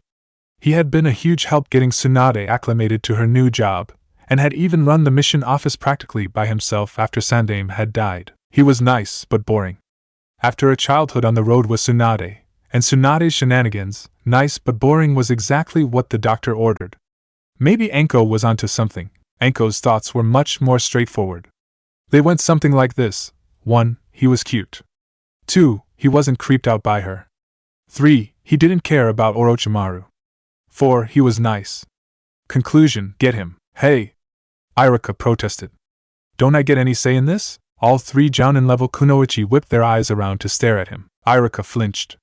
Things went downhill from there. Ohio, Kurenai-sensei, Motoko said cheerfully. I finished learning this last jutsu from your scroll. Alright then, Motoko, please demonstrate it. Kurenai requested. The ground began to waver, and then there was an indistinct sputtering sound as tree roots erupted from the ground and enveloped Kurenai. They had the perfect shape for a tree, but they were a monochrome, dull green. Kurenai closed her eyes. Also, the illusion had the texture of cardboard. She broke it easily. Good attempt, Motoko-chan. Motoko grumped, and kicked dust disconsolately when her sensei broke the jutsu so easily. Kurenai sighed. Truth be told, Naruto's attention was just too scattered to really produce good genjutsu. It wasn't that he lacked the mind power, exactly, he just lacked the ability to really put everything together. He could get one element of a genjutsu perfect, but combining them was beyond him. Anything with more complexity than A, D, or C rank was too easy to break by simply focusing on a weak element. She'd learned all the jutsu from Kurenai's scrolls within a week. She knew the seals and what effects to visualize, the key ideas. She had learned all the jutsu Kurenai had been willing to teach her with surprising speed, absorbing them quickly once she got her head wrapped around the idea of genjutsu. But mastery, on the other hand, it still needs work, Kurenai said. Then she frowned. Motoko, getting frustrated won't accomplish anything. Just calm down, and try again. Motoko sighed. Sensei was right. Still, it was infuriating. It felt exactly like Rasengan training had, right between the second and third stage, like he was missing something that would be obvious in retrospect. Okay, sensei, Motoko said, with a calming breath. She formed the hand seals again. Anko cackled. Faster. Better, she shouted. Crack the whip a little harder, you buy, OWW. Kiba's muttering ended with an abrupt yelp. Anko cracked her whip again. It was made out of rawhide. Shino wondered where she had kept that thing all along. Also, he wondered if she had kept it in reserve, just waiting for Kiba to say that, so she could make that terrible pun. Crazy witch! Kiba shouted, pointing. Shut up and train, grub! Anko screamed back at him. Bye, OWW! Kiba snarled, jumping up, involuntarily clutching his butt as he hopped skyward again. Stop that, damn it! Motoko groaned, standing up. Kurenai had worked her to the bone with genjutsu practice earlier. As was her habit, Motoko stayed beyond extra time to keep practicing. Since she didn't have Kurenai to practice on anymore, she was using a Kage Bunshin, Megan, Jibaku Satsu. Motoko said, hands forming the seals as quickly as she could. It still wasn't fast enough, though, for Motoko's taste. Plus, Kage Motoko stood still, as the tree bind death illusion erupted behind her. The tree grew, opened, and expanded forward to engulf Kage Motoko. However, the effect was weak because the tree was quavery and indistinct, looking more like it was made from ectoplasm than wood. Your visualization still isn't strong enough, Kage Motoko said. Damn it. Motoko cursed, hitting the ground. I don't get it. Why isn't this good enough yet? She sat down, legs crossed, to think. She was still pondering when Kage Motoko sighed. I'm bored, the clone said plaintively. Can I try it now? Motoko snorted. Why? It's not like you'll do any better, Kage Motoko pouted. You don't have to be so mean, Motoko scowled. You aren't contributing. You're not visualizing enough. You're not trying hard enough. I'm doing my best, damn it one, Kage Motoko scowled. If you're going to be like that, I'm gonna leave. The clone sulked a little more before canceling itself. Motoko was frowning. There had to be a better way. She was putting everything she had into it, but it was still too focused. What the hell? Motoko shouted, throwing her head back, and finally collapsing onto the ground. She looked up at the moon. When she had gotten stuck in the Rasengan, at least she had that cat to give her a clue, to spin the chakra in different directions. Of course, she needed a Kage Bunshin to help with the control, since the chakra had to be going so many different directions. Wait, Motoko sat up with a grin. I have it! She smugly formed the seal and created some Kage Bunshin. Oh, I'm a genius! 3 Kage Bunshin popped into existence. Motoko barked out orders, and 2 stood next to her while the last stood across from them. Simultaneously, Motoko and her 2 Bunshins linked hands, each doing 1/2 of their own seals while doing 1/4 of someone else's. The 4th Kage Motoko gulped as the illusion tree death erupted out of the ground and confined her. Success! She called out, in a joyous cheer. Now let me go! Ha ha ha! Motoko laughed. I'm so awesome! I certainly am! One of the Kage Motoko agreed. Wanna do it again? Said the third. You bet! Motoko chorused. Iruka was frowning, shuffling through mission assignments and organizing reports during the afternoon lull, after the batch of afternoon missions was assigned but before the night shift missions were distributed. Shizen set a pot of coffee down and joined him at the table. Huh! Oh, thanks, Shizen, Iruka said with a smile. You're welcome, Shizen said, smiling back. Iruka didn't quite notice that she was blushing slightly. I wanted to say that I really appreciate all the work you do around here, Shizen said. Iruka looked up, surprised for a moment. Then he grinned, embarrassed. Cute! Shizen thought. Well, it's an important task for the sake of the village, so I don't mind, Iruka said, somewhat flustered. Besides, you do some pretty incredible work at the hospital yourself. Thank you, Shizen said. The afternoon flew by for Shizen. Motoko collapsed to the ground, panting. The moon had long since set, and only Naruto's somewhat acute night vision kept Motoko from stumbling around in the dark. I'm almost out of chakra, one Kage Motoko said. So I'm gonna cancel myself. Me too, said the other one as the first spam fed into ninja smoke. Well, I'm still fresh, bragged the one that had just been the test dummy. A glare from the real Motoko convinced her it would be prudent to cancel herself, as well. Motoko grunted as she stared up at the sky. It was a beautiful night, not a cloud in the sky between her and the stars. She chuckled, indulging in some well-earned gloating. She'd sure made good progress, focusing only on the shape, while she focused only on the texture and color. It had looked so awesome and real when she was under it. Wait. She'd only done one of those things. Maybe it would have been better to switch roles, but she'd only focused on doing shape. But she could also remember doing the other parts, too, while being under the genjutsu. It was like she could remember what the Kage Bunshin had done too. No way. Kakashi would have told her if her best jutsu had such an awesome feature. Well, there was one way to find out. Motoko created a clone. Think of a number. She barked, pointing at it. 5. It responded, somewhat surprised. Motoko frowned. Don't you know what I'm trying to do? Oh. The Kage Bunshin said. Okay. You should turn around then. Motoko blinked. Why? Kage Motoko smirked cutely. Because I had a better idea. Motoko frowned. Well, what is it? Kage Motoko chided. You should trust yourself more. Thoroughly convinced, Motoko turned around. A short time later, the Kage Bunshin disappeared with a bamf of ninja smoke. Motoko said. The Shadow Me wrote a number on the ground. She grinned. I can surprise even myself sometimes. Now. That number is. She turned around and cheered. It really was 6 3/8. Motoko smiled broadly. Now, how can I use this to my advantage? Ignoring her tired body, ignoring her exhaustion, Motoko launched herself back into training, too psyched to stop and rest. Motoko had stumbled home near dawn, slept, and then headed out to meet Kurenai for another training session around noon.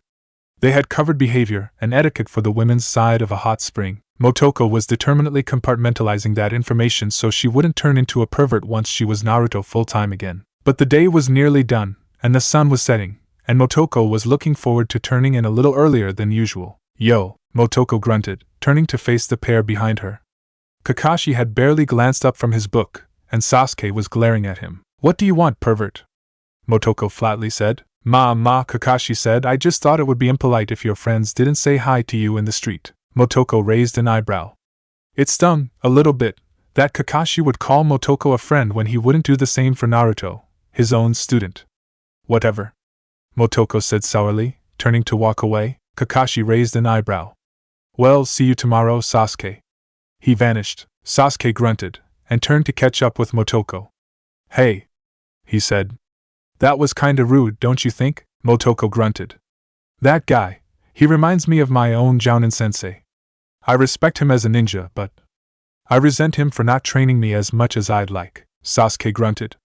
Well, Kakashi isn't that guy. Motoko just HMNED, not quite willing to respond to that. Sasuke sighed, suddenly. Motoko shot him a surprised look. Naruto had never seen Sasuke looking quite so forlorn. It's tough to be a symbol, Sasuke said. Everyone sees me and expects me to act a certain way, or something, because I'm an Uchiha. Usually I don't care, but sometimes, it kinda pisses me off. Motoko just nodded. Inwardly, Naruto was churning. Did Sasuke really feel that way? He'd never said anything before, he'd only expressed pride at being an Uchiha. Maybe there was more to Sasuke than Naruto had given him credit for. So, Sasuke said, looking away. He was blushing. You want to go get something to eat? Motoko smiled. It was Naruto's wide-faced grin, happiness that the one who called him his best friend wanted to spend time with him. It had been really tense. Yeah, Motoko said, still smiling brilliantly. Let's go. When Kurenai came to meet Motoko 2 days later, she was greeted with an even more bizarre sight than was usual. Motoko, Kurenai said. All 300 clones turned to face her. At least, the ones not writhing under the effects of genjutsu. The real Motoko. That's me. 14 of them said in stereo. Kurenai had no response. Maybe we should just cancel the jutsu, one of them suggested. Okay. The others chorused, and before Kurenai could finish her Naruto. Don't. They all vanished into a puff of smoke. The last remaining Motoko collapsed, dizzy, onto the ground. Oh no. Kurenai moaned, moving as quickly as she could to Motoko's side, pulling her student's head onto her lap. Naruto! Oh gods, Naruto, can you hear me? Abruptly, Motoko blinked, and her eyes unclouded and swam back into focus. Kurenai-sensei? What's the big deal? Kurenai just stared. Naruto, did you just cancel hundreds of Kage Bunshin and absorb all their memories? Motoko frowned. Wasn't it obvious? Yes? Motoko finally hazarded. Without overloading and fracturing your brain? Kurenai added, nearly screeching. Motoko frowned, and thought as hard as she could. I'm fine, she said. Why? No, Motoko. Kurenai said, holding her forehead. Do you know why Kage Bunshin is a kenjutsu? From the blank look, the answer was obviously no. Kurenai kept going. Motoko, she hissed, didn't you ever wonder why Kage Bunshin is a forbidden technique? Another telling blank look. Didn't Kakashi say anything to you? This blank look was at least also perplexed. I don't get what the big deal is, Motoko complained. Also, can you let go of me? I'd like to stand up. The Jounin sensei hastily complied. Kurenai sighed and rubbed her forehead. Absorbing the memories of a Kage Bunshin puts a powerful stress on your mind, Motoko. The brain simply isn't wired to suddenly acquire all that information. Too much, and you'd give yourself an aneurysm. Motoko frowned, then grinned. Well, it doesn't matter to me, because I heal so well. Kurenai frowned. Damn it, Motoko, stop gambling with your life. It's not like you can just regrow your inner coils or your brain or your organs, but I can. Motoko whispered. Naruto had first understood that the Kyuubi could heal him after their mission to Wave Country, but it wasn't until the battle at the Valley of the End, when Sasuke had rammed his Chidori through his chest, that Naruto could understand what his body was capable of. He still had dreams of that time, when he'd pulled out first one, and then two tails of the Kyuubi's power, and overwhelmed Sasuke. What? It was the only response Kurenai could make. I really can regrow organs and stuff, Motoko said slowly. It's because of, and her gaze drifted down to the hand she had clutching her stomach, her fingers digging into the muscle. It clicked in Kurenai's head. I see, she said quietly. Well, it was one thing to know that Naruto could call out some portion of the fox's power during battle. That it was constantly synchronizing with his own chakra, constantly mingling, that was something else. Something horrible. She swallowed the bile. Well then, Kurenai said, forcing those thoughts away. It wasn't like Naruto had been twisted into evil so far, so it should be fine.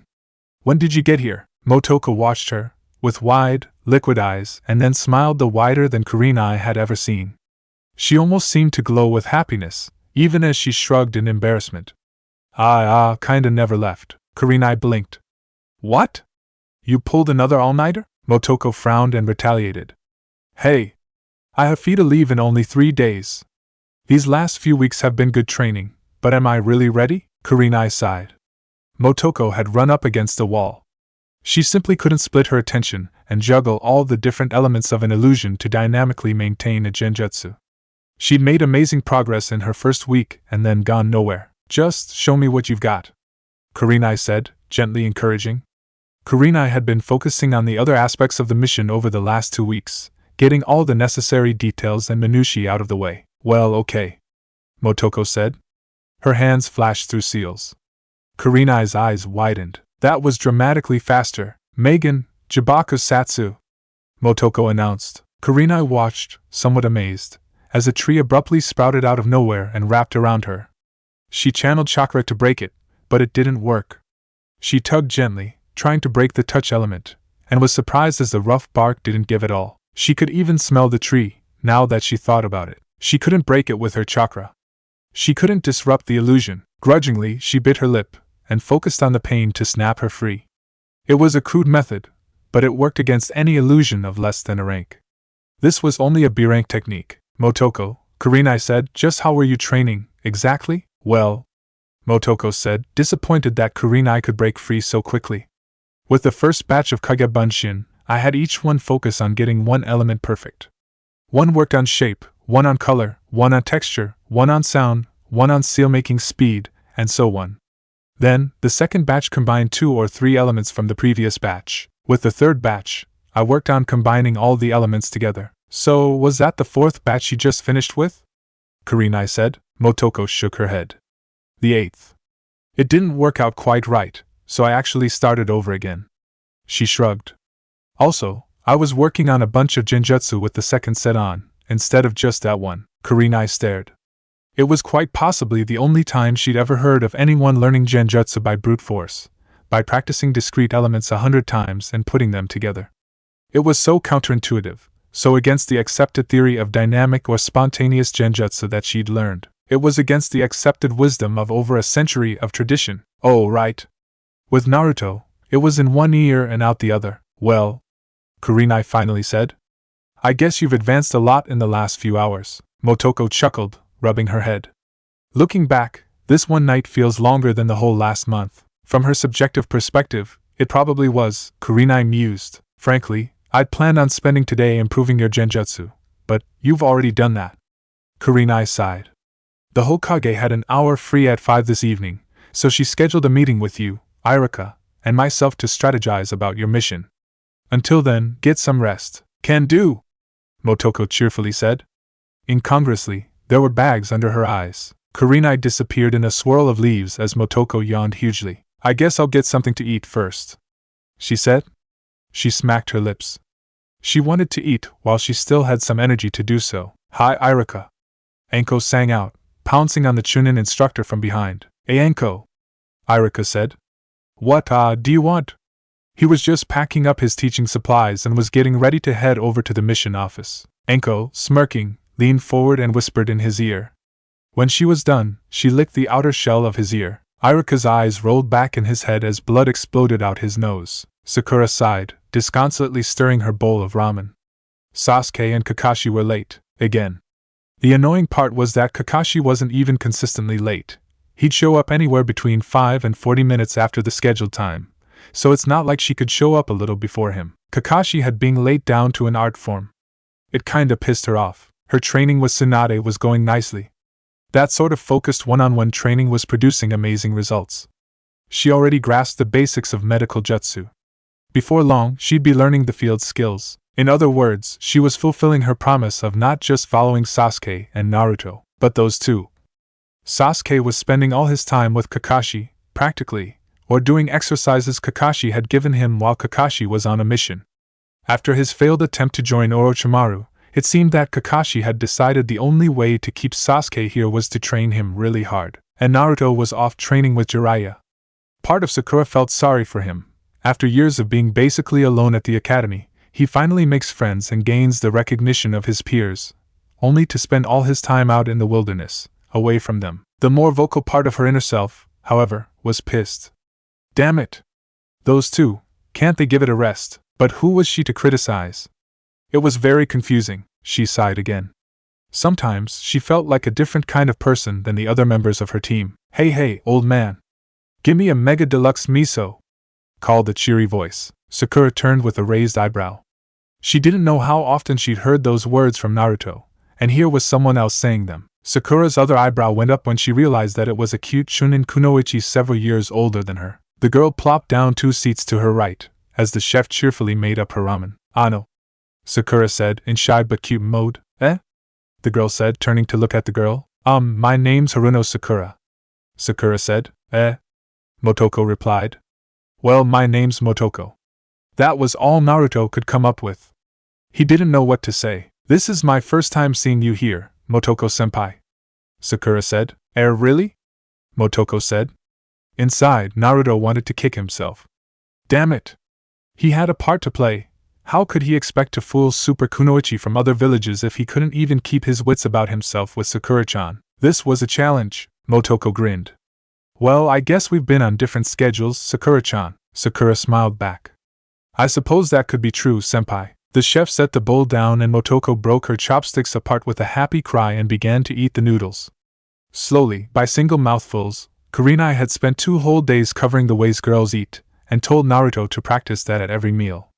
For the sake of his S-class mission, Naruto had cheerfully complied. Ano, Sakura said. Motoko shifted to look at her, pausing between mouthfuls. Yeah, it's good to meet you.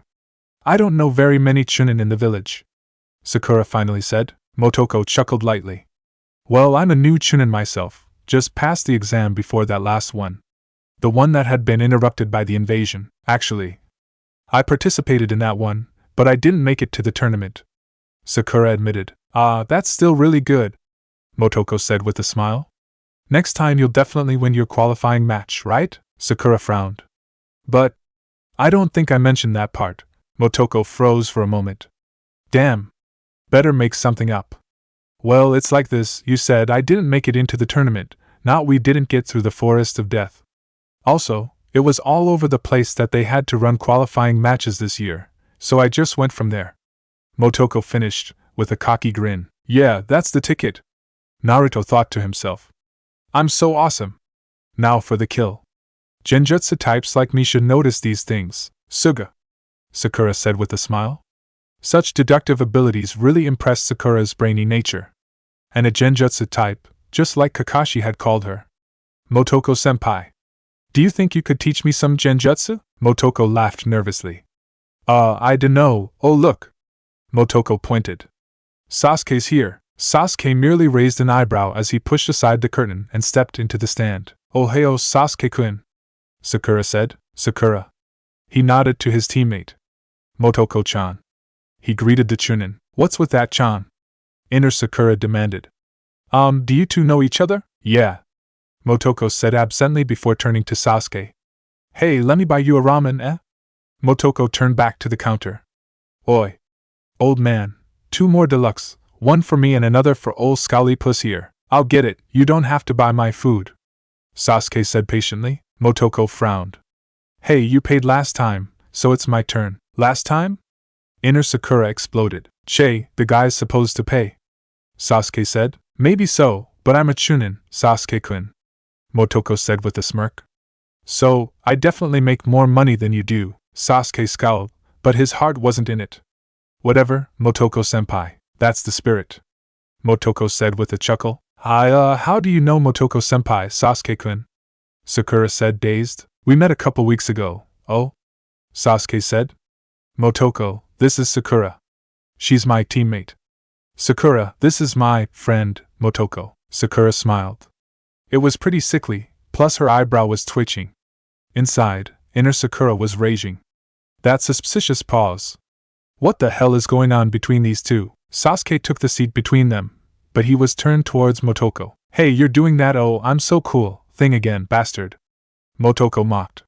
Then she flicked his nose. Stop that, Sasuke said, covering his face with his hands. He was pouting. Sakura couldn't believe it. Not so cool now, Sasuke-kun? Motoko jeered, poking him in the ribs. Seriously, cut that out, Sasuke said, squirming about. Sakura twitched. For Sasuke to just put up with someone touching him like that, when he got all pissy when anyone even got close to him. Sakura's eyebrow twitched. Well, since you asked so sweetly, Sasuke-kun, Motoko said, fluttering her eyelashes. She turned back to her noodles as Sasuke grunted, looking down and away at the counter as he stirred his noodles. Sakura could see his face. He was blushing. Over a girl. Well, that was good. I'll see you around, Sakura-chan. Sasuke-kun, Motoko said, standing up and slapping some money down on the counter. She yawned. I'm gonna take a nap. Sasuke watched her go, and continued to stare after her long after she'd left.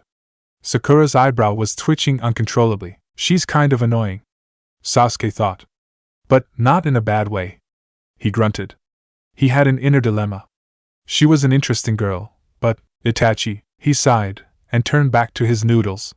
It would be best not to get involved, that lovelorn sigh, Kakashi said with a drawl as he sat down next to his students. He smiled in that peculiar one-eyed way of his, before turning to Sakura. I guess that means that you finally met Motoko-chan, Sakura? Sakura snapped. She stomped out of the ramen stand and shook her fist at the sky. Motoko! I won't lose Sasuke-kun to you, you hear me? What is she screaming about? Sasuke griped. It didn't quite cover his blushing. Kakashi just chuckled. A much refreshed Motoko flounced through the window at exactly 5 o'clock that evening. Motoko-chan, Tsunade said, I'm glad that you're here on time. Behind her, Shizen stifled a giggle. Sure thing, Hokage-ba-chan. Motoko responded unfazed. Naruto knew he'd been cutting it close, but he'd overslept. Still, he felt like a new person after that nap. Iruka sighed. He'd given up on correcting Naruto's speech. Kurenai walked through the door then. Hokage-sama. Motoko. Shizen-san. She paused, and smiled at the Chunin instructor. Iruka-kun, Kurenai-san. Iruka responded, studiously ignoring Tsunade's eyebrow. He stiffened as Kurenai sat down next to him. Right next to him. Almost on top of him next to him. So, the Hokage said, the goal of this meeting is to develop a method of inserting Naruto, as Motoko, into the cute polar bear hot springs festival that starts in 3 days. It's a 2-day trip, so he should leave tomorrow. Kurenai, now focused on business, frowned. How difficult will infiltrating the festival be? Swanda sighed. Well, sneaking into the hot springs themselves won't be difficult. They're naturally occurring, from a geothermal uprising on the side of a mountain in the snow country. They're tiered, with the largest naturally occurring hot springs waterfall in the world. However, Shizen said, that's not the difficult part. The festival lasts 10 days, and that Sachikage and Reikage's wife will both be there, officially on vacation. Shizen paused. It's an open secret that they will also be probing the hidden snow village over its loyalties. They're currently aligned with us. The Hokage confirmed, but those two countries are closer and can exert more pressure on them. Shizen sighed. We don't even know if those two are going to meet privately. No one's been able to find anything out. They have an official agenda, and on it, they go nowhere near each other. Kurenai hummed. That's not trustworthy at all. Iruka frowned, rubbing his scar. So, Motoko's mission becomes not only infiltrating their meeting, but finding out where it's at, if it happens? Right. The Hokage sighed. Even Jiraiya's network couldn't crack what's really going to happen. There's a cohort of ANBU from either village, but they're just bodyguards. It's another open secret, Shizen chimed in, that the real guards for both dignitaries are 3 other Jounin-level ninjas, so they each are part of an elite team.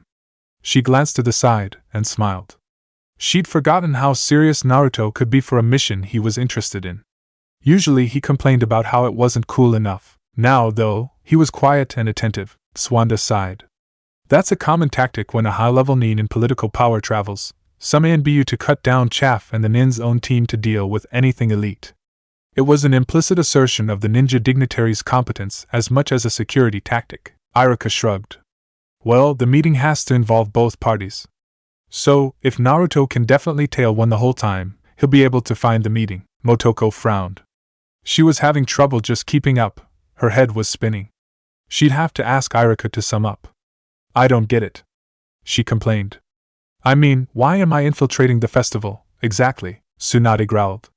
Motoko, just showing up out of the blue is suspicious, you need to be circumspect. Showing up as a tourist is too obvious, you need to sneak in. Motoko stared. But won't there be lots of tourists? It was a festival, after all. Oh. Yeah. Tsunade supposed that was true, so Iruka said, Motoko will be a civilian attending the festival. Tsunade frowned. How on earth would he disguise his chakra signature? Any ninja would be able to pick that up. Ha! Motoko crowleyed.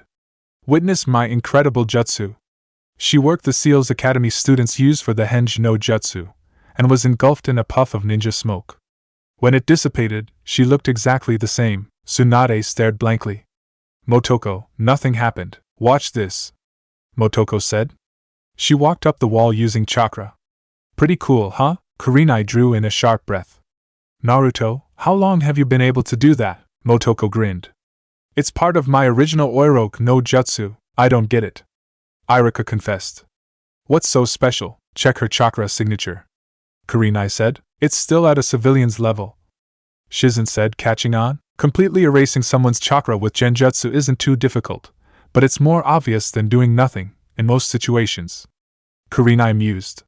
What you're doing is more subtle than that. You're making your chakra network feel as inarticulate and weak as a civilian's. I got the idea when the ANBU caught me after I put glue in all the coffee makers.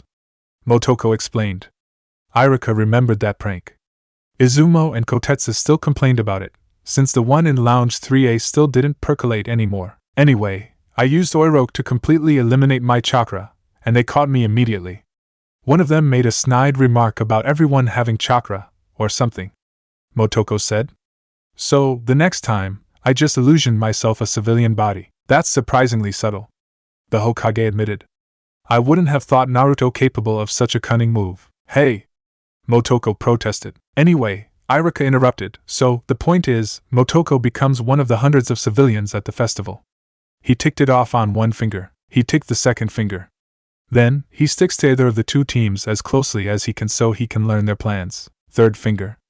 If probably when they meet in secret, he tails them, and learns all the pertinent bits. Iruka ticked the last finger. Finally, he has to do all this without being discovered by anyone. Put that way, I have a foreboding feeling, Tsunade said. It was, after all, relying on Naruto's memory. Ignoring that, however, I think Motoko should have a support team readily available if she needs it. That begs the question of who? Kurenai said. Swanda sighed. We can't have them too close. Who else happens to be going up in that direction? We can't reassign a completely new team for this. Either village has a good enough spy network that they'd find out. Shizen frowned. Guy's team is patrolling the northern border on a 14-day tour starting yesterday. That's only a few hours away. Shizen trailed off, thinking. It's not out of radio range. She finally admitted. But I don't think they'll really be able to do anything, should a problem develop. Irika frowned. I think. He got up, and shuffled through the paperwork. Aha! He said, pulling out a scroll. This is a C-class mission request that was filed earlier today. He handed it to Tsunade. She read it, and smiled. This is a request for an escort to the Cute Polar Bear Hot Springs Festival. Izumo mentioned it to me earlier. I think he was planning on giving it to one of the genin cells from Naruto's class. He frowned. But which team would be best? Tsunade grunted. I'd like to have Kakashi there. Of all the Jounin sensei, he's the deadliest, and the most familiar with that area. She paused, musing. Also, that mask of his stands out. They'd keep an eye on his team, and be satisfied that he wasn't a spy. That might convince the enemy we're unaware of their plans. She didn't add that he'd also be the one most capable of bailing out Naruto. But who would go in my place? Motoko asked. Tsunade smirked. Let's just say he'd think it was troublesome. Motoko frowned. I don't get it. Make new teams. The leader appeared with the wavering hum characterized by their astral projection jutsu. As you all know, he said, Orochimaru has left the organization. He paused for a moment to let this sink in. This means that we will have to reassign partners. The leader was a strict believer in the buddy system, even though he never called it that in front of the group. The rest would resist just on principle. Dibs on Itachi. Kisame quickly stated his claim. Like most 8/10, 7/9 now, of Akatsuki, Itachi was completely obsessed with something. Unlike the other 7/6 now, however, he didn't wax poetic about it at every opportunity. This made him way more popular within Akatsuki. Plus he could melt people just by staring at them really hard. Damn. Sasori muttered, angry that Kisame had beaten him to it. As Orochimaru's ex-partner, he was hoping for someone that wouldn't grate on his nerves. Yeah, they had both sought immortality, but they'd gone about it completely different ways. Plus Orochimaru wasn't interested in art. The only beautiful things he liked were boys. That creeps Sasori out, living puppet or not. There are only 9 of us, Daria pointed out, and Orochimaru still has his decoder ring. Kakuzu grumbled. They were dreadfully difficult, and thus expensive to replace. It's not like decoder rings came in cereal boxes. Well, at least not the kind of decoder rings, the real kind, that Akatsuki used. So someone will have to work alone. Zetsu mused. I nominate me. Zetsu, the other Zetsu said, well, I guess you kind of count as 2 people. The leader mused. Sure, why not? So if Zetsu works alone, then his old partner Kisame will work with Sasori? Kakuzu said, hiding his eagerness. There was no way he wanted to give up being Itachi's partner. Let the freaky duo be split up to form a new freaky duo to replace the creepy duo. Hey, I called dibs. Kisame disagreed. Plus, I don't want to work with Sasori. He knew what people had called the Zetsu/Kisame team, the freaky duo. He wanted to escape that sort of negative name-calling, like he did when he killed off most of the Miss Royalty, and left the country that persecuted bloodlines like his. This brings up another point. The leader said. I want to break Daria and Haiden apart, but we work so well together, Daria said. Yeah, he really understands my religion. Haiden added. That's kind of the problem. The leader said. Remember your last mission? Assassinate that Cloud Daimyo? Haiden guessed. Yes. The leader paused significantly. Not blow up a castle and massacre everyone inside. You killed the target, granted, but... Here he lifted his arm, and gestured impotently. You two kinda egg each other on. It wasn't pretty. Since Haiden was a zealot of the break-everything religion and Daria's jutsu were pretty much limited to various types of explosions, they resonated. Like the way sound waves resonate to destroy glass. Only instead of glass, cities. Well, the leader said, let's compromise. Since they're both artists, Daria and Sasori will work together. He nodded. That was perfect. Well, Daria said doubtfully, that's less of a connection than saying, they're both ninjas, Sasori was a little more blunt. His art is retarded. Daria huffed, and turned to face his new partner. Just because you disagree doesn't lessen my artistry, My differing vision creates an effect different than yours. Yeah, Sasori interrupted, a retarded effect. Good to see you get along.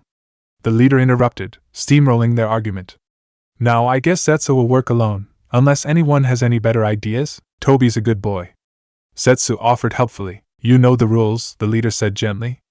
Nobody can join Akatsuki without a decoder ring. Well, that's acceptable then, Zetsu said. So I guess Kisame will work with Itachi and… Wait, I don't want to switch partners, Kakuzu interrupted.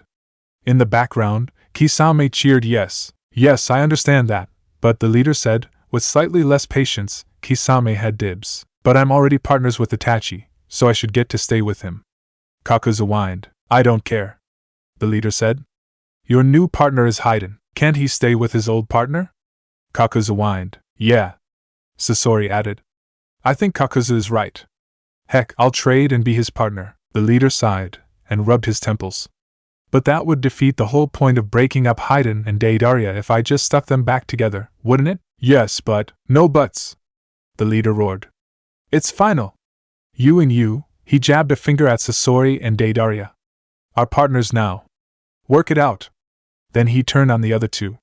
And you, fingers pointing at Haiden and Kakuzu, are also partners. Kakuzu, try to be a little more open-minded, and Haiden, for crying out loud, maybe you could tone it down a little? I dunno, Haiden said reluctantly. My religion is pretty strict. Whatever, the leader said. Just get to know your new partner. I don't care anymore. And with a quivering pop, his astral presence disappeared. The ninth member disappeared right after that. Wait a minute, how come the leader gets to keep his old partner? Kakuzu moaned. That's not fair at all. Granted, the rest of Akatsuki didn't even know that person's gender, let alone anything about their personality, since that person never talked at meetings.